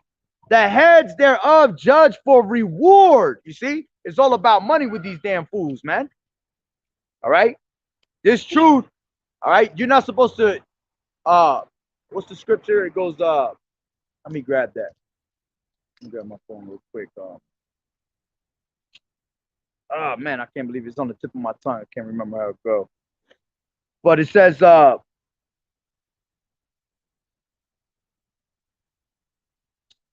Man, I can't remember it. Where it talks about how you're not supposed to make money off the word. If a brother could put it up, Bubba Kashaw. Let me see what we got here. Shalom, shalom, Yahweh Shemel Shabrakatah to the brothers. That's a beautiful scripture right there. I'm gonna read this though, because I still gotta go into two more things. I'll go back to that though. Let me see. All right, let me go back. Let me just continue reading. Salakia. This is 11. This is 3 and 11 in Micah. It says, the heads thereof judge for reward, and the priests thereof teach for hire, and the prophets thereof divine for money. Yet will they lean upon the Lord and say, it is not the Lord Yahweh, is not the Lord Yahweh among us? None evil can come upon us. And that's the thing. These people think that they're really being dealt with just because they're being blessed with some type of money, man. All right. Scripture tell you that, wealth ain't no gain. All right. Let's grab that real quick. This is this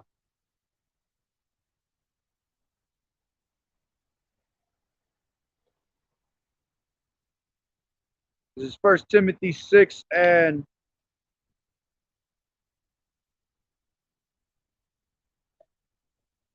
1 Timothy 6 and I'll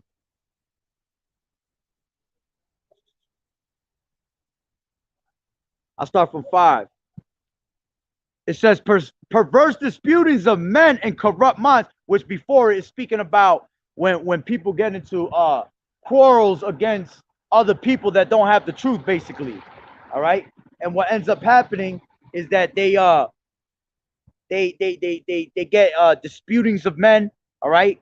They get envy, strife, railings, evil submissings. Okay. And then it says perverse disputings of men and corrupt minds and destitute of the truth, because that's what they are. They're destitute of the truth. All right. They're not of the truth, so they deny the truth. They have a zeal for God, all right, but they deny the power thereof. They have a zeal for God, but they not according to knowledge. All right. It says perverse disputings of men of corrupt minds and destitute of truth, supposing that gain is godliness. You see, so these people think that wealth, when you go into that word gain, is going to go into talking about wealth. So these people suppose, how we doing? They suppose that that wealth is an actual godly, is a blessing onto them. Okay, that ain't a blessing, man. That's a necessity. The Lord give us our daily bread, man. All right, each and one of us get our daily bread according to how we're supposed to receive it. All right, whether it be you getting a big ass chunk of change or not. All right, what was given to you for you. All right. So it says, but supposing that gain is godliness, from such withdraw thyself. You see, so once you start thinking that you having money and you having a nice car or a nice house is gain and godliness, and you think you're being blessed, you're wrong. You're actually taking yourself away from Yahweh Hashem Yahushua. Why? Because that goes back into the distractions that we be talking about, man. Then you start getting distracted with, oh shit, I got a new car. Let me go clean my car 100 times this week. You know what I'm saying? Oh, I got a new house. Let me invite everybody over. You know what I'm saying? That shit's just going to take that shit away from you, man. It's going to take your spirit. Because now you're putting your spirit into something else other than Yahweh Hashem Yahushua. It says, but godliness with contentment is great gain. So you being content with the portion that's given to you, being able to make ends meet, and being able to have a roof over your head, being able to lay your head down on that pillow, being able to have food for you to eat, You know, the little bit of gas for you to get to your job, for you to have a job. See, that's being content with what you got. All right. But having this knowledge above all is the greatest gain, man. You see, because riches is not going to profit you in the day of wrath, man. All right. It will never profit you in the day of wrath. If you sitting there, you're going to sit there waiting for fucking riches, man. Shit, it ain't never going to come. Why? Because the Lord is what makes it poor and the Lord is what makes rich. All right. That's let me just grab it real quick. Damn, hold on. Before I grab that, I had another precept. I don't want to lose that train of thought. All right, Ecclesiastes 31, yeah. All right, this is let me grab this first. Ecclesiasticus 31 and the GNT. I'm gonna read it in the GNT because it's juicy. All right. This is 31:1. And it even says problems caused by money. So it says, worrying about money will make you lose weight and lose sleep. Worrying about business will keep you from sleeping just as surely as a serious illness does. Rich people work hard to make a lot of money, then they can sit back and live in luxury. Poor people work hard and have nothing to show for it, and when they rest, they are still poor. It says, no one who loves money can be judged innocent. His efforts to get rich have led him into sin. You see? So you sitting there trying to get rich, you're going to end up doing something stupid. All right? Because money is the root of all evil. Money itself is not evil, because we have to use money to get around in this society. All right? But to put money before Yahweh Ba'ashem Yahushai is sin. That's you worshiping mammon over Yahweh Ba'ashem Yahushai. So it says, no one who loves money can be judged innocent. His efforts to get rich have led him into sin. Many people have been ruined because of money, brought face to face with disaster. Money is a trap for those who are fascinated by it, a trap that every fool falls into. Whew. A person who gets rich without sinfully chasing after money is fortunate. You see? A person who gets rich without sinfully chasing after money. Okay? So let the Lord hook you up. All right? It says, do you know anyone like that? If so, we will congratulate him for performing a miracle that no one else has ever been able to do. If anyone has ever passed this test, he can well be proud. Has anyone ever known that he could get away with cheating someone and not taking advantage of it? If so, he deserves his wealth, and everyone will praise him for his generosity. All right. So again, it's telling you not to wait on money, man. It's gonna cause you to go off by you waiting on money. As a matter of fact, going back to where we was at, it's gonna tell you the same thing. And 1 Timothy 6:6. But godliness with contentment is great gain. For we brought nothing into this world, and it is certain we can carry nothing out. And having food and raiment, let us be with content. You see? Be content with the little bit that you have, man. It might not be much to the world. You might look like a damn bum and all that. All right. But you're the richest person on this planet. All right. That's why it tells you in Revelations 2:9. All right. It says, I know thy poverty, I know thy works, but thou art rich. We are rich in what? We are rich in faith. We are rich in knowledge. We are rich in having the name of Yahweh Ba'ashem Yahushai, man. So riches can't compare to the jewels of this word, man. Okay? It says, but they that will be rich fall into temptation and a snare. You see? And that's why people like Nate, ends up falling into a snare. He chose to be rich above serving Yahweh Bashim Yahushai. So the Lord led him into what? Strong delusion, put his ass into that snare. Now you caught up in the snare. All right. And now all you're doing is just writing blood upon blood on your hands, man. All right. And those that know this truth and continually go off, all right, and don't repent, you're gonna be beaten with many stripes. Salakia. It says, but they that will be rich fall into temptation and a snare, and into many foolish and hurtful lusts, which drown men in destruction and perdition. For the love of money is the root of all evil, while some covet it after, they have erred from the faith. You see? So the moment money got involved with Nate Satan, all right, he erred away from the truth, man. He erred away from his own faith that he used to have, man. So he did it to himself at the end of the day. All right, which actually is, actually is all the will of the Lord, because man's goings is of the Lord. So how can a man understand his own way? Okay.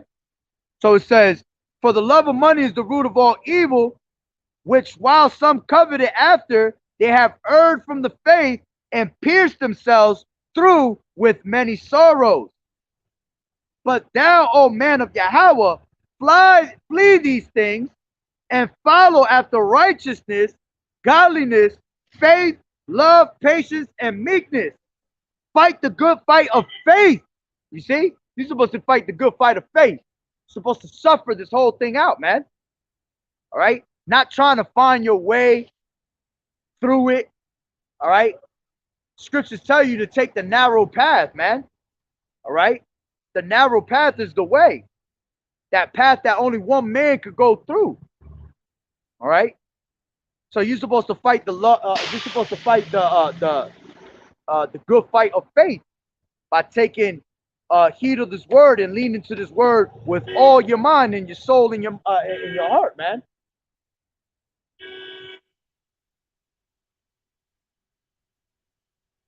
That means move, bro. All right. So going back. Oh, right here. It says, fight the good fight of faith, lay hold on eternal life, whereunto thou art also called, and has professed a good profession by many witnesses. All right. And that's what sucks about it, man. Because here it is, the Lord opened up at one point to these false prophets the truth. All right. But they didn't want to fight the good fight of faith, man. They didn't want to lay hold on that eternal life that was given onto them. All right. So that profession that was given onto them, all right, before many witnesses, it gets taken away. All right. And you're no longer a professional no more. Now you're a complete fucking bug out. Okay. The Lord is about, when it comes to serving the Lord, you got to be about his business. So this business, this whole thing is a job. Like Elder Gabar goes into all the time, man. This is a job. You got to show up on time to your job every day. You got to be there to make that money, that paycheck. Because you putting what? You putting that money in that spiritual bank account. You're laying your treasures up in heaven and not on earth. All right. So you got to continually keep putting that money in that bank account, man. So when the Lord come back, you have something to show for it. All right. So it says, fight the good fight of faith, lay hold on eternal life, whereunto thou art also called, and has professed a good profession before many witnesses. Okay. Let's go to Proverbs real quick. This is Proverbs.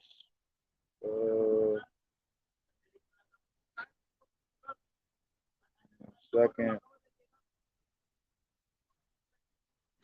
This is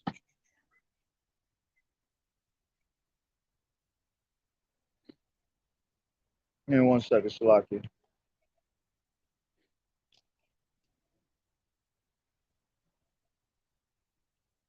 This is Proverbs 11:28.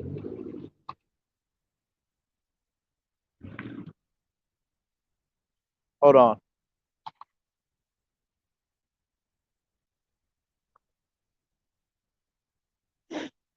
This is 25, 11 and 25. It says, the liberal soul shall be made fat, and he that watereth shall be watered also himself. He that withholdeth corn, the people shall curse him, but blessing shall be upon the head of him that selleth it. He that diligently seeketh good procureth favor, but he that seeketh mischief, it shall come unto him. Point. It says,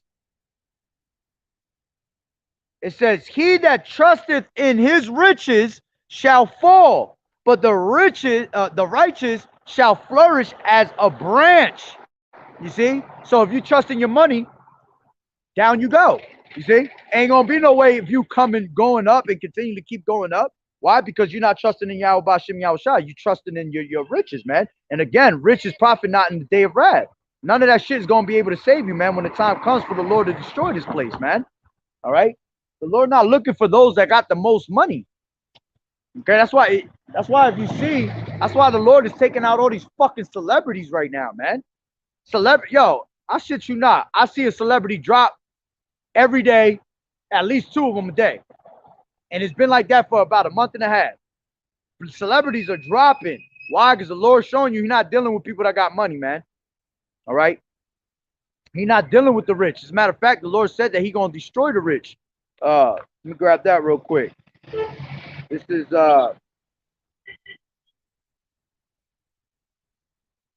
is James 5 and 1.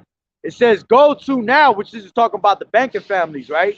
But this is also talking about these celebrities, man. It says, go to now, ye rich men, weep and howl for your miseries that shall come upon you. Your riches are corrupted and your garments are moth-eaten. Yeah, why is all their riches corrupted? Because all them fucking people did some wicked ass shit to get there, man.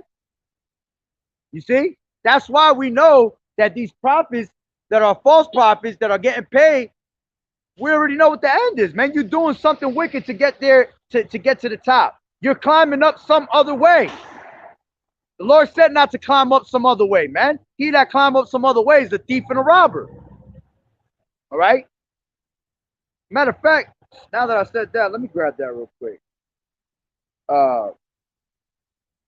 This is John 10 and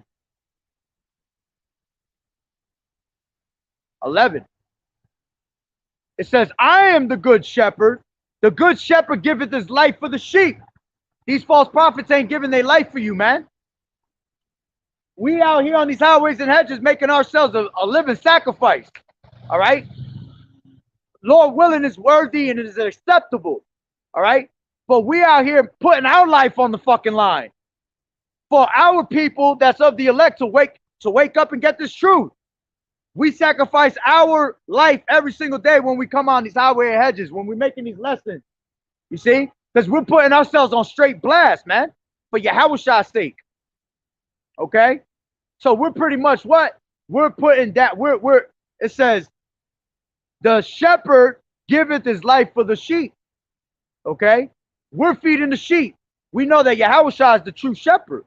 But right now, we're the shepherds that are leading the rest of the sheep that we're feeding to their salvation. Leading them on to what? The true shepherd, Yahushua. Okay? So it says, I am the good shepherd. The good shepherd giveth his life for the sheep. But he that is a hireling and not the shepherd, whose own the sheep are not, seeth the wolf coming and leaveth the sheep and fleeth, and the wolf catcheth them and scattereth the sheep. All right? So the hireling is the false prophet in these churches, man. The ones that's getting paid that tell your ass to put money in that collection cup every single day. It says, and not the shepherd, whose own the sheep are not, seeth the wolf coming. Who's the wolf? Esau. The destruction. All right? They're gonna see the wolf coming, but they're not warning the people.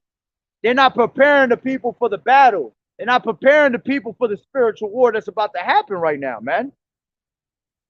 It says, seeth the wolf coming and leaveth the sheep. So when he sees Esau coming down on great wrath, these niggas is gonna disappear. You ain't gonna fucking see these people no more. Why? Because they know that these people that you've been lying to this whole time in these churches, they're all gonna come looking for your ass. They're gonna be like, damn, where the fuck is that pastor that made me give him a 21,000 for the year? And he told me all these lies about me being saved, and I ain't even fucking being saved. I'm getting tortured over here. These people gonna be looking for them people, man. It says, and leaveth the sheep and fleeth, and the wolf catcheth them and scattereth the sheep. And that's what happens, man. The wolf is catching our people left and right and scattering us more and more. Scattering us with what? Philosophy, all right? Scattering us with anything that has to do with taking you away from your true power. All right? It says, the hireling fleeth because he is a hireling. All right? So it's what? The hired hand is running away. Why? Because he only works for money. He ain't working for salvation. See, we out here working for salvation. We out here bringing you the word so you can have salvation. But they're not about that life. They're only there for one reason, that dollar bill. Okay? So it says, the hireling fleeth because he is a hireling and careth not for the sheep. You see? And this is why we'll come out with these rebuke videos and things like that, man. Because look what you're doing. You're misleading the sheep. We care about our people, man. We care. It might not seem like it because we come out harsh when we bring out these scriptures, but we're not about to sugarcoat the scriptures for you, man. We're going to give it to you straight raw doggy, man. So it might sound like we're coming out harsh, but it's actually true love. I don't got to sit out here time after time, hours on hours to come out here and preach to you knuckleheads that ain't going to fucking wake up anyway, But I do it because I love Yahushua. I do it because I want my people to wake up, man. I want my people to be the fuck out of the state they in, man. This shit is getting old already, man. But these people love being at the bottom. All right. So it says, that was pretty much the point anyway. All right. So, that's another way of our people falling away from this truth, man.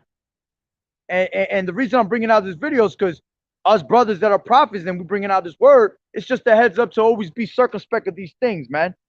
All right. Because as we're increasing the knowledge and we're getting more spiritually in tune with Yahushua, all right, and Yahweh, all right, you're going to have Satan coming at you even harder and harder. All right. So, these false prophets, this is why they get rebuked. As a matter of fact, let me finish that. I was in before. I was in Titus 1. This is 1. I'll finish this off with 10. For there are many unruly and vain talkers and deceivers, especially they of the circumcision, whose mouths must be stopped, who subvert whole houses, teaching things which they ought not for filthy lucre's sake. One of themselves, even a prophet of their own, said the Cretans are always liars, evil beasts, slow bellies. This witness is true, wherefore rebuke them sharply, that they may be sound in the faith, not giving heed to Jewish fables and commandments of men that turn from the truth. Okay? It says, unto the pure all things are pure, but unto them that are defiled and unbelieving nothing is pure. Yeah, it becomes a stumbling block because the ways of the righteous are plain and simple unto the holy. All right? But unto the wicked is a stumbling block. So it says, unto the pure all things are pure, but unto them that are defiled and unbelieving is nothing pure. But even their mind and conscience is defiled. They profess that they know Yahweh, but in works they deny him, being abominable and disobedient, and unto every good work a reprobate mind. All right, and that's the worst thing you could become is a reprobate mind, because that means the Lord ain't got no use for you no more, man. You're just a soul in a body. you know, that has a time limit. And when that time runs out, you're getting called back up. All right. So again, this is why we rebuke these false prophets. All right. That because they're all about, you know, making that money. They're not really about feeding the sheep.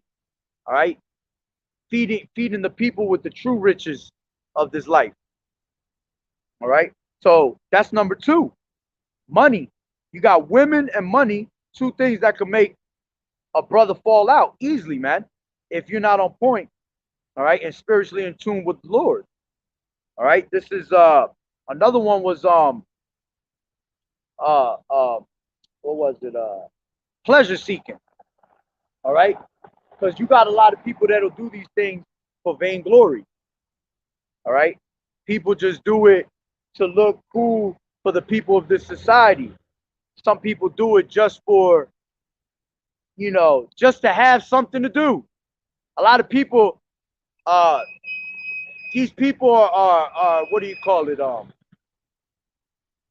They like to follow whatever the I don't want to say a trend because this ain't no trend. Hell no, this ain't no trend. But these people look at it like it's a trend. All right. And what they do is they what? They just follow. They just follow whatever's being put out instead of being an actual trendsetter. You know what I'm saying? They want to be the one that's following everybody in the trend.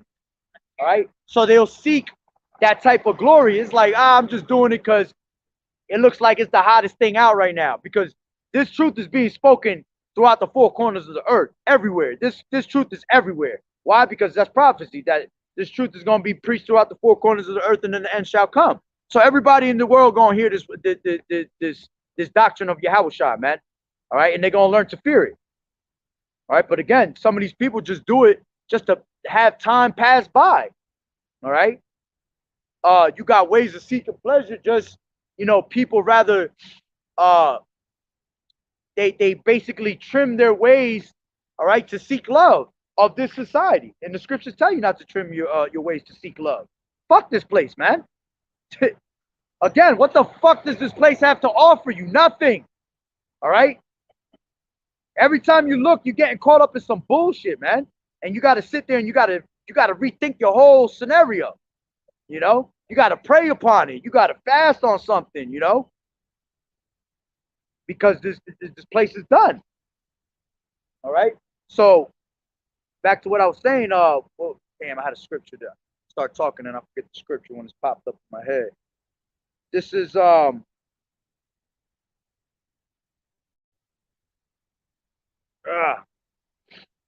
remember it. Salakia. Give me 1 second. Well, I'll bring this out. This just popped up in my head. This is Hebrews 11 and 26.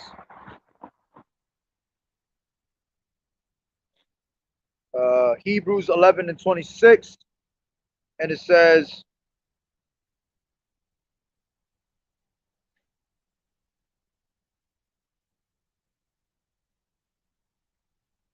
I'll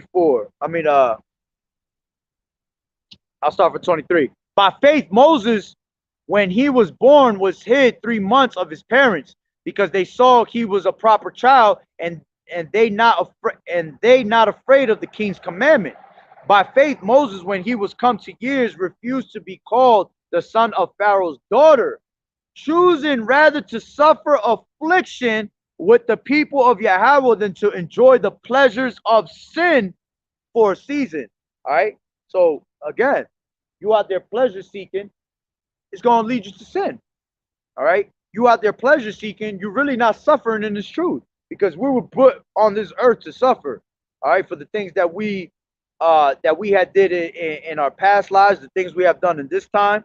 All right. As a matter of fact, to prove that, let me grab that real quick. This is Second Ezra's.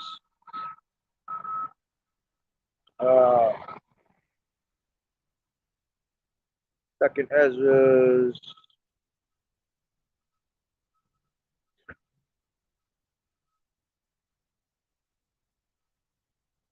This is 14 and 33. And now are you here and your brethren amongst you? Therefore, if so, if so be that you will subdue your own understanding and reform your hearts, ye shall be kept alive, and after death ye shall obtain mercy.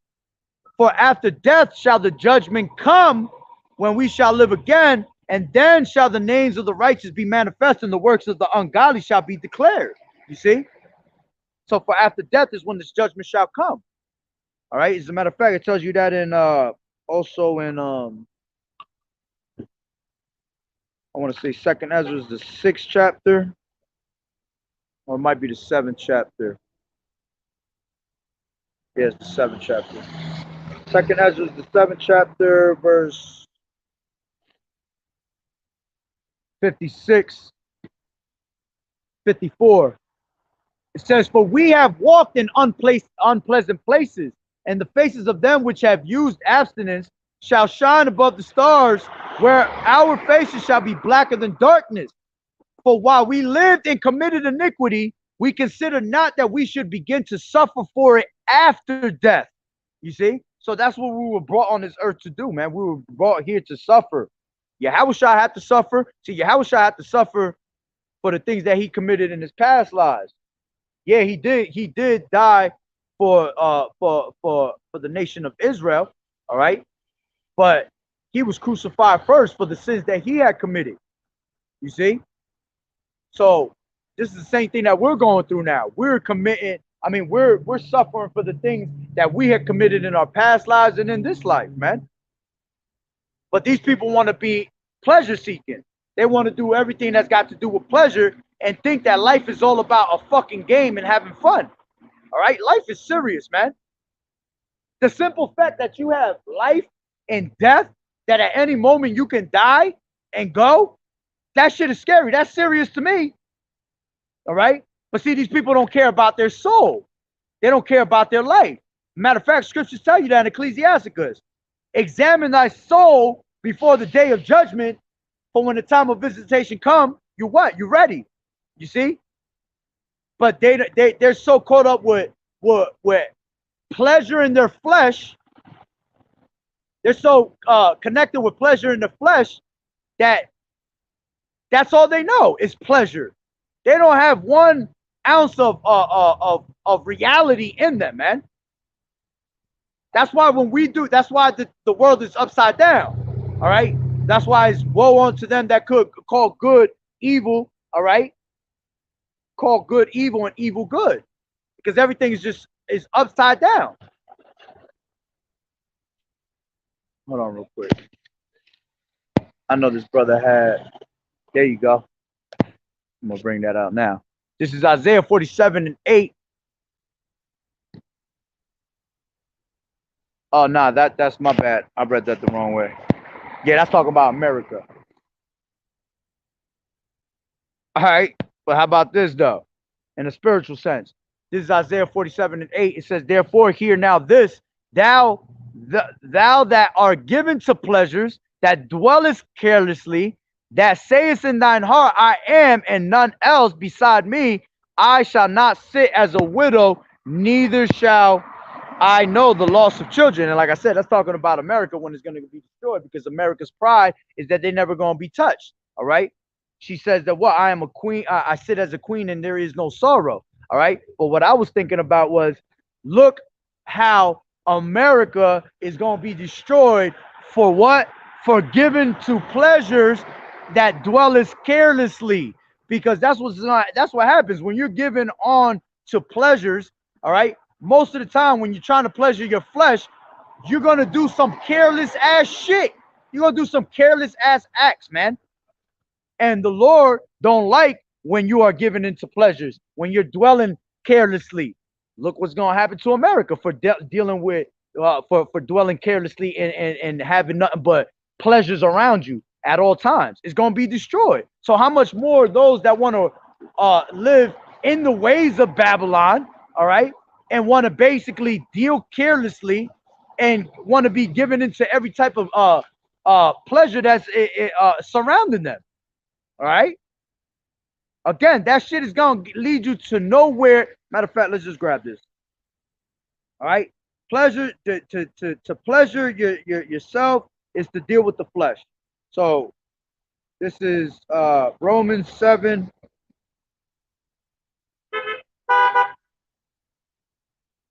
This is Romans Slakia, where am I? Oh, there you go. Romans.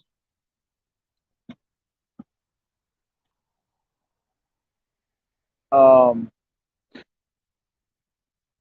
it at? Slakia. You know what? It's actually, yeah, it's in the 8. My bad. Romans 8. This is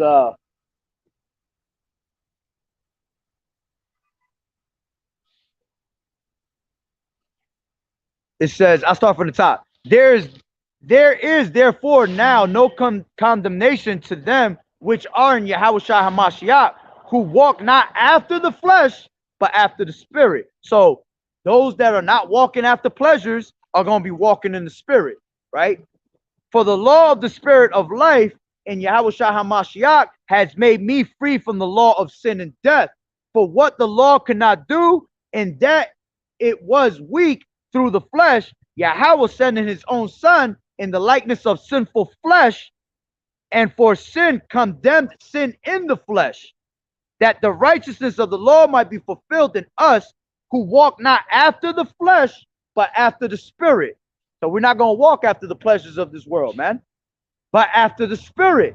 For they that are after the flesh, let's rephrase that, they that are after the pleasures of this world, all right, do mind the things of the flesh, do mind the pleasures of this world, all right? And they also do mind being consumed in that shit when the time comes for judgment. Because you'll go to try to tell somebody, yo, you going off, bro. You should try to do this better. They'd be like, yo, just let me be. You know, they'll hit you with that. You know, I'm my own man. I do what I do. Well, you know, when the time comes for me to be judged, it's going to be on me. Because they be having this thought that when the Lord comes to judge, he's going to judge you with a lollipop and a little sticker. And he's going to say, here, you know, it's okay. No, the Lord going to come and judge your ass according to your ways, man. All right? That's having no fear in the Lord. So it says, for they that are after the flesh, all right, after the pleasures of this world, do mind the pleasures of this world. They do mind the things of the flesh.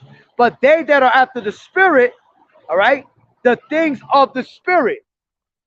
That's why the scripture said, if you were of the world, all right, the world will love his own. That's why we get no love. That's why a prophet is not what's that scripture? A prophet is not honored in his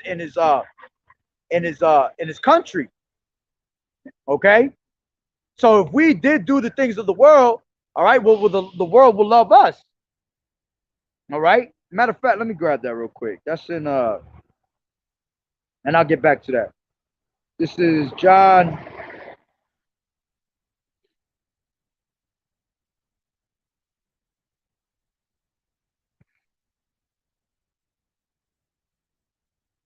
This is where is that?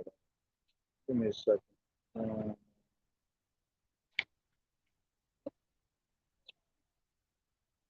world will love. This is John 15 and 19. Should have remembered that. Give me 1 second, it's loading up.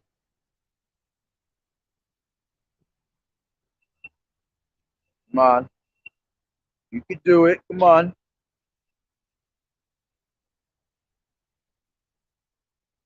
Salakia. John 15 and 18. Come on. I think it's just buffering.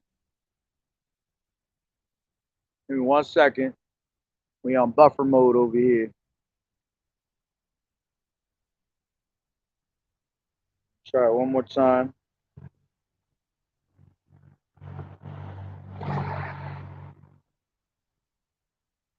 This is John 15 and 18, and it says,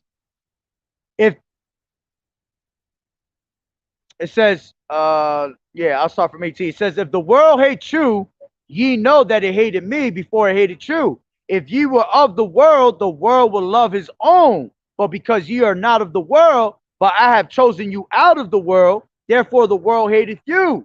You see? So if we were of the world, if we were all about having pleasure like the rest of these people, well, hey, misery loves company. We all be singing kumbaya together. All right, but we're not. Why? Because we're not trying to have mirth. All right, the Lord said that the mirth of the land is gone. He said he was going to take the mirth away from all this place, man. All right, so what pleasure is there left out here? All right, so going back to where I was reading in Romans 8 and Salakia 8 and 5, it says, "For they that are after the flesh do mind the things of the flesh, but they that are after the spirit, the things of the spirit. For to be carnally minded is death." All right. So to be carnally minded is to walk in the flesh. To walk in the flesh is to be about all these pleasures of this place, man. All right. So the only outcome you're going to get is what? Death. It says, "For to be carnally minded is death, but to be spiritually minded is life and peace." You see? So here's the time when we can really tell people as men of the Lord, come get your peace. All right? Because we're really supposed to be preaching about the destruction. But see, the Lord just said, it says, but because the Salakia, for to be carnally minded is death, but to be spiritually minded is life and peace. So this is the true peace that you're gonna get when you finally what? Transform your mind. All right. You basically unlearn all the bullshit you learned your whole life, and now you got to start what? You got to start thinking Yahushua, man. You got to put on as the elect, put on the new man. All right, throw that old man out. All right. So it says, "For to be carnally minded is death, and but to be spiritually minded is life and peace." So this is how you really gonna get true life. This is how you really gonna get true peace. All right. That's the true good tidings, the peaceful gospel. All right. That when we speak about it, peace, that's what we're talking about. You getting this actual peace from Yahweh Ba'Shem Yahushua, being broken out of them curses. You know, the truth's gonna set you free. Once you set free, man, you have peace in your mind. Because now you know Yahushua is in control, good and evil. Now you understand that man's going is of the Lord. So whatever the lot is, that's how the lot is gonna be. All right. Regardless, you're just gonna have to thank the Lord Yahweh Ba'Shem Yahushua that you are Israelite. All right, and that you ain't one of these heathens that's gonna be put out. Okay, so that's what the true the true peace and the true life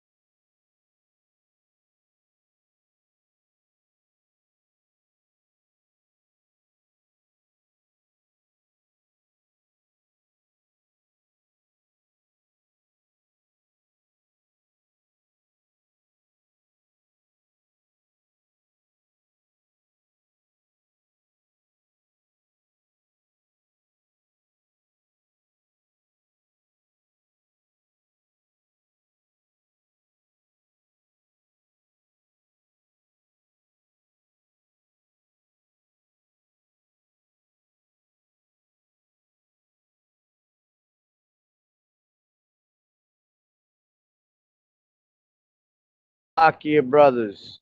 Salakia brothers and sisters. Yeah. Yeah, with the feet of it never fails with Satan. Well, I'm saying I went a whole 2 hours and like in 20 minutes without being distracted once. He had to come at one point, but the water for y'all sticking on. All right, but going back to which I was already kind of ending it anyway. All right, but we was talking about how what was we talking? Oh, pleasures. All right. So, pleasure seeking. That's another way a person, in his truth, especially us men, we can end up falling victim to. You see it with these false prophets. All right. They're out there pleasure seeking. All right. They're doing it for, to try to get the baddest woman, or, like I said, they're trying to make a certain type of dollar. Okay. Whatever their hidden agenda it is for them being as wicked as they are. All right, because there's a million ways you can be wicked, okay? But however it is that they're being wicked, okay, by pleasure seeking is on them, and pleasure seeking is gonna get you nowhere but in destruction. All right, it's gonna get you a first class ticket. All right, to you having um a certain type of judgment being brought upon you, and it's gonna be an ugly one. All right, because the Lord don't like when you seek pleasure over him. All right, he wants us to walk in that spirit. He said, be perfect as your father is in heaven. All right, he wants us to walk like Yahushua did. Yahushua conquered the flesh. All right, as a matter of fact, we was just reading that. As a matter of fact, let me grab it again. We was just reading that. Let me bring it right back up, because I wasn't done anyway. I was in Romans 8.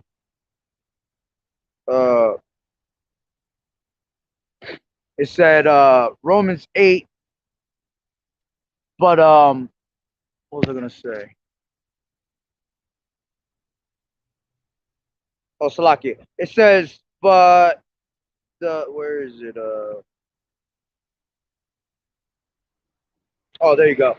This is 3. For what the law could not do, in that it was weak through the flesh, Yahweh sending his own sin in the likeness of sinful flesh, and for sin condemned sin in the flesh. You see? So he ended up killing the flesh, and that's how we're supposed to walk in. All right, the same spiritual mindset. All right, we're supposed to be in like mind as Yahushua, following in the steps of Yahushua, man. Bearing our cross the same way he bared his own cross. All right, not pleasure seeking the things of this world. All right, and one of the last ones that I wanted to go into was basically you leaning on Yahweh, on the things of this world, than to lean on Yahweh Bashem Yahushai. All right, it's basically going into give me 1 second. Come on. Chasing completeness. That's what I wanted to say. You chasing completeness, but not from Yahweh Bashem Yahushai, because Yahweh Bashem Yahushai is what makes everything complete. Okay? Whether it was a good outcome or a bad outcome, it happened because Yahushua allowed it, man. Yahweh Bashem Yahushua allowed it for it to happen. All right. So when these things, when you are being blessed in this truth, and you're blessed with this word, all right, the only completeness that you should be chasing is giving thanks to Yahweh Bashem Yahushua, man. But see, people start to puff themselves up with knowledge. Here it is. The Lord gave you the increase, because the Lord is what gives you the increase. But see, some people start taking that and they start running with it, and then they start becoming proudful, and then they think that it ain't the Lord no more. It's all me. See, when you start doing that, all right, now you put in Yahweh Bashem Yahushua to the side. All right, you're basically saying none of this that's happening to me is done through you. And you think that you start basically thinking in damn, what was I about to say? Everything is basically you start thinking of self. You know what I'm saying? Not giving thanks unto the Lord. All right, because as a matter of fact, that's in let me grab that. I think that's in I want to say Galatians. Um, oh, right now. Give me 1 second. Uh, like I had like a million thoughts just run through my head just now. Um, I want to say it's Oh, I want to say it's Galatians 3.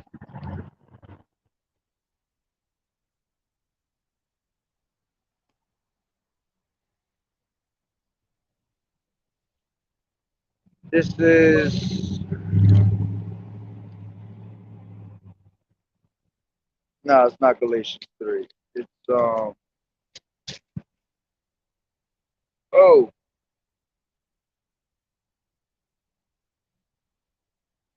I mean 1 second, Slovakia.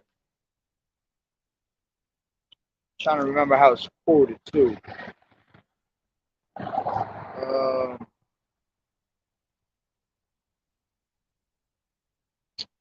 See if I find it on my phone.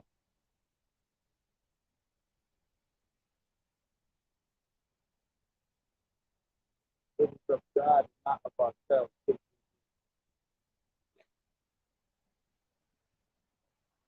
Oh, it was Ephesians. My bad.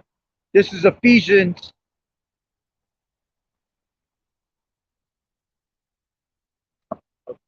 2.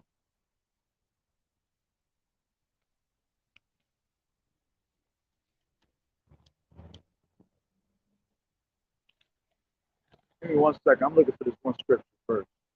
So I'm about to be closing it out anyway.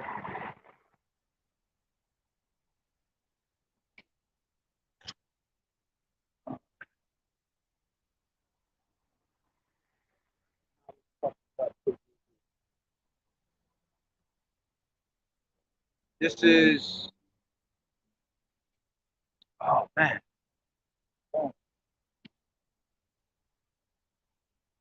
Slovakia saying I don't have no damn internet. Oh, there you go.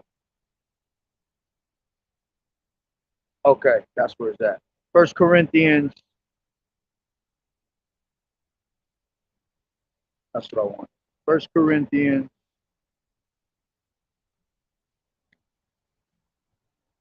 Oh. First Corinthians 8 and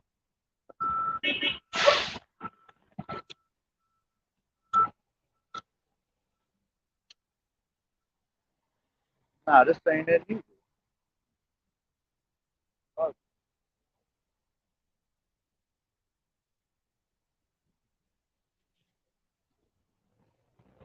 Slovakia, brother. Just got confused with the scriptures right now. But Bubba Kashaw, if a brother could put it up, it says that I'm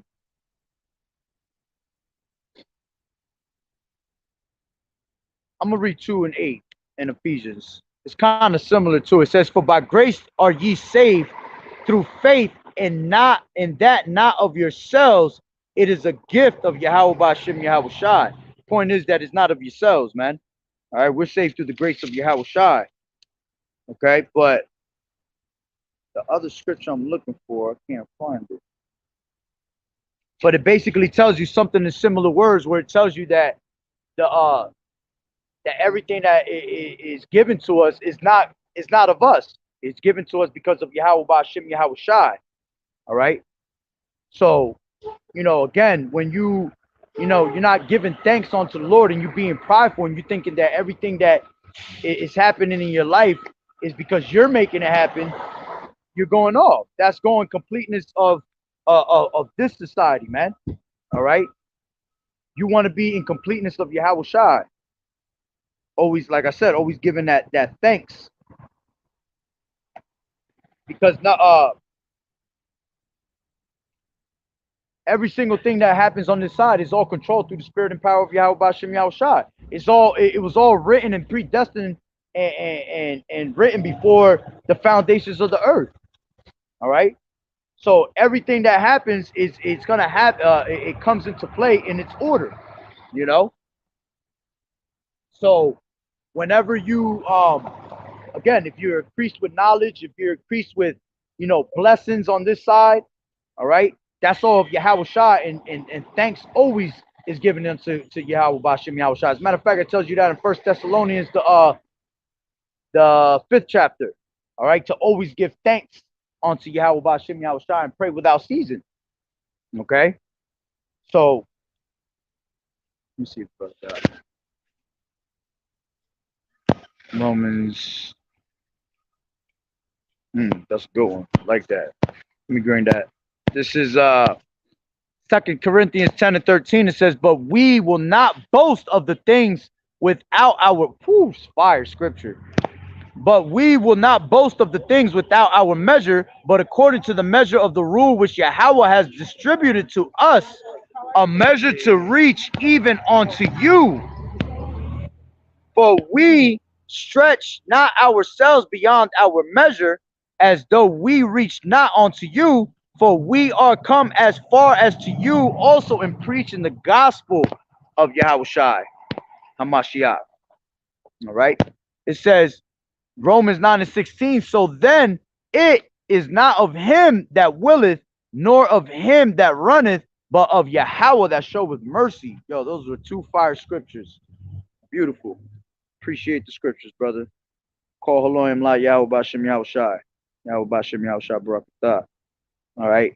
And it's still killing me that I don't remember where this one scripture is at, because I want it so bad. When you forget a scripture and it's just irking you the whole time, and you want it so bad. But I'm going to give it one more shot.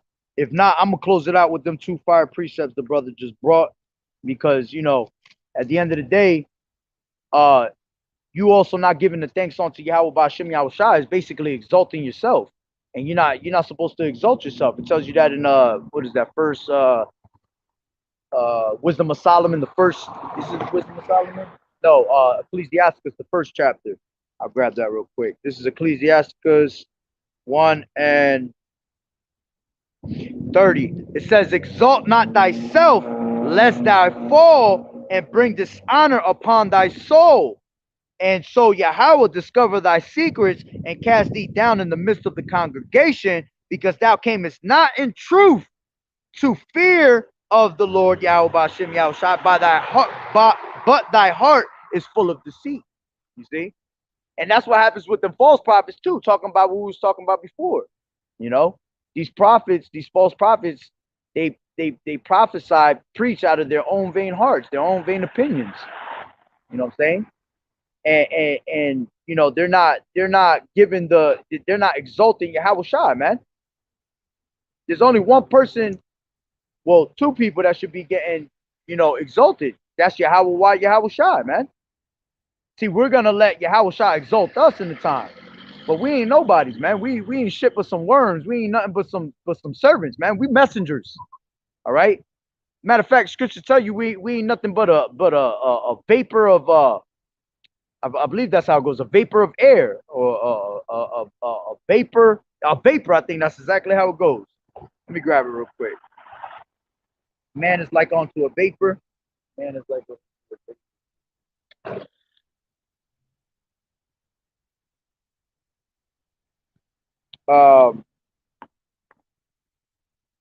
matter of fact, this is James 4:14. It says, whereas ye know not what shall be on the morrow, for what is your life? It is even a vapor that appeareth for a little time. So we here in a snap of a finger, man. Okay, and we're gone in the snap of a finger. It might seem like a long time, but it ain't. All right, our time is short on this earth. All right, so like I said, let me grab one more scripture if I can find the scripture. If not, I'm gonna leave it off on that through spirit. All right. I want to say it was in Galatians. Maybe it's Corinthians. Oh, yep, there it is. The Wadi Yahweh Bashem Yahweh Shai. This is it's 2 Corinthians, it's not Galatians, it's 2 Corinthians, the 3rd chapter, the 1st verse. It says, do we begin again to commend ourselves, or need we, as some others, epistles of condemnation to you, or letters of condemnation from you? All right. So again, do we begin again to commend ourselves, meaning what? Vainglory. No, absolutely not. All right. Matter of fact, in the next verse, in the next, whoo, in the fifth verse, it says, I'll start from 4. It says, and such trust have we through Hamashiach to Godward. Yeah, because that's who you're supposed to be putting your trust in. All right, going back into that, what I was saying earlier, the completeness of Yahweh Shai, man, that also goes into you putting your trust in Yahweh Bashim Yahweh Shai. All right, putting your trust is also putting that completeness in Yahweh Shai. So you got the people of this society that's going what? They're going to put their trust in man. All right, they're going to run to Egypt for help. All right, and that's just going to put them in the worst case scenario, because it tells you that in let me grab it from my phone, Isaiah 30, that Egypt is going to be their shame and their confusion. All right, this is Isaiah 30 and 1, and it says, woe to the rebellious children, saith the Lord, that take counsel, but not of me, and that cover with a covering, but not of my spirit, that they may add sin to sin, that walk to go down into Egypt, and have not asked at my mouth to strengthen themselves in the strength of Pharaoh. You see, you didn't ask for that completeness of Yahweh Bashim Yahweh Shai. Most of these people gonna go search for their completeness in Egypt. All right, it says, to strengthen themselves in the strength of Pharaoh, and to trust in the shadow of Egypt. Therefore shall the strength of Pharaoh be your shame, and the trust in the shadow of Egypt your confusion. Which that's speaking about America, all right? Because America is considered as the modern day Sodom and in Egypt, all right? It is spiritually considered as Sodom in Egypt. Okay, this is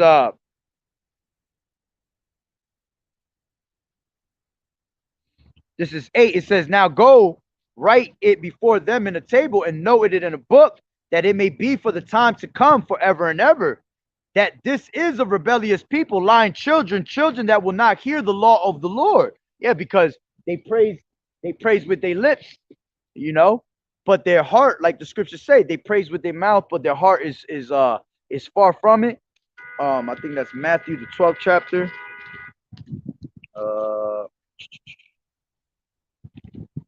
I want to say it's Matthew 12th chapter.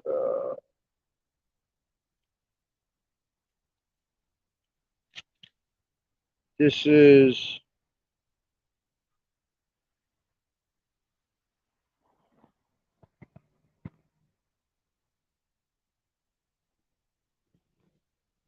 hold on.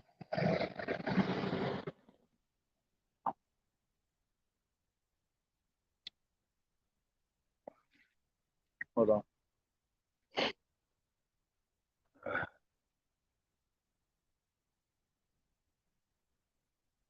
They worship me with my lips, but their heart is far from me, KJV. This is Matthew. Oh, it was Matthew 15. Salaki. Where did I go?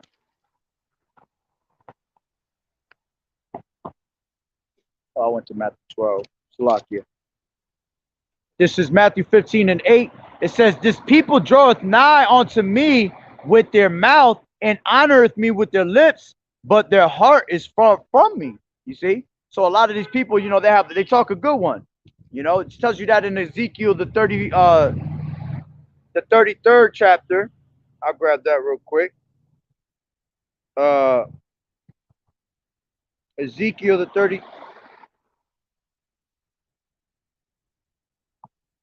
33rd chapter, and I think it's 31.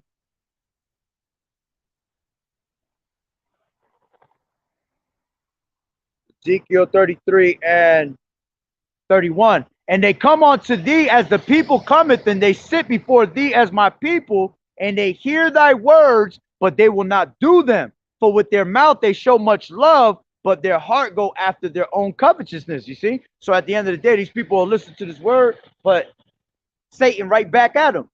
Satan get right in their mind, and they'll find a way to take them away from this truth. All right. And what ends up happening is that their heart go after the lust of their own of their mind, and they go astray. All right.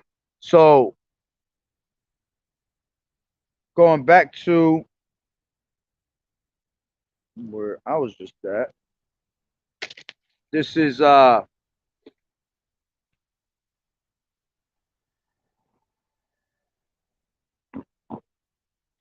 was it? 2 Corinthians it was. There it is. This is back to 2 Corinthians, what was that? 3 and 4. It says, "In such trust have we through Hamashiach to Godward, not that we are sufficient of ourselves to think anything as of ourselves, but our sufficiency is of Yahweh." You see? So everything is of Yahweh Ba'ashem Yahushai, who also has made us able ministers of the New Testament, not to the letter, but of the spirit, for the letter killeth, but the spirit giveth life. All right. So again, it comes of Yahweh Ba'ashem Yahushai, which I'm gonna jump to 2 Corinthians, the 4th chapter, and verse where did I want? I know it's in notes. 4 and 7. All right. I'll start from 6. It says, "For Yahweh, who's commanded the light to shine out of darkness, has shined in our hearts to give the light of knowledge of the glory of Yahweh in the face of Yahweh Shai Hamashiach. But we have this treasure in earthen vessels." All right. And this is why you got to always give that complete, thanks unto Yahweh Ba'ashem Yahweh Shai, man. Constantly praying, constantly fasting. That's how you're showing completeness in Yahweh Shai, man. All right. You're not doing none of those things. You're really not showing completeness in Yahweh Shai. So it says, but we have this treasure in earthen vessels, because we're in these earthen vessels, these bodies that are everlasting chains of darkness. And here it is. We still got some straight treasures on us, man, by having these jewels, this knowledge of the of Yahweh Ba'ashem Yahweh Shai. All right. It says, but we have this treasure in earthen vessels, that the excellency of the power may be of Yahweh and not of us. You see? So again, you can never exalt yourself. You got to give thanks to Yahweh Ba'ashem Yahweh Shai on a daily basis, man. Because if you don't, all right, it's basically like you don't care what has been given onto you. What has been given onto you, and the lack of thanks, the lack of prayer and all that. All right, the Lord could easily take you away from it, man. He could give your treasure on to another person. You can be replaced at any time. There's no such thing as you're set in this thing, man. That you have a set position and that you're definitely gonna make it. Nah, man. At any time, the Lord can take you away from this truth and put somebody else in your stead, man. All right, and then you'll be bugged out, and that's usually what happens. Usually, people usually bug out when they go through that whole scenario, man. All right. So I'm gonna leave it at that through the spirit and power of Yahweh Ba'ashem Yahweh Shai. So with that being said, I want to give all thanks to Yahweh, Yahweh Shai, Ba'ashem, Rakata Das. Double honors to the elders and apostles, a great millstone who rule well. Blessings and salutations to the hopeful elect that scattered abroad, the Akim and the Akwat that was listening in. Yahweh Ratazah, Lord willing, that the lesson was edifying. To the next one, Shalom. Hey, keep pushing the good gospel. All right, keep fighting the good fight of faith and enduring as soldiers of Yahweh Shai. You see this nigga right here about to be, this is a prime example of a demon. He over there, he literally just said F-U-C-K Yahweh, man. You see, that motherfucker's gonna be destroyed. You see, our people are fucking bugged the fuck out. And that's how it is when you bring out the word. You wake up the demons, you know what I'm saying? You literally wake up demons. Look at this whole demon. This is a whole demon right there. Look at that. Talking some nonsense. Here it is, this nigga living in the neck of the woods under the train tracks. And then then he gonna sit there and try to wonder why he living like that, man. Because look how he mocking the Lord, man. You see, he over there trying to give praise to Allah, okay? Not only that, he be coming around. I've seen him a million times. He'll come around and he'll literally try to praise himself, yo. And it's all spiritual. Because it's spiritual, because we're talking about not exalting yourself, and this fool be exalting himself all the time. He's just a whole complete bug out, man. You know? But hey, it's a beautiful thing. All right, this truth. So hey, Lord willing that the lesson was edifying. All right. So with that being said, Shalom. Yahweh Bashem, Yahweh Shah Barakatah. No, I'm gonna end it with this last precept. Brother Daniela went in on that. This is John 5:30, and it says, and I can of mine own self do nothing. As I hear, I judge, and my judgment is just, because I seek not mine own will, but the will of the Father which has sent me. Fire. Shalom.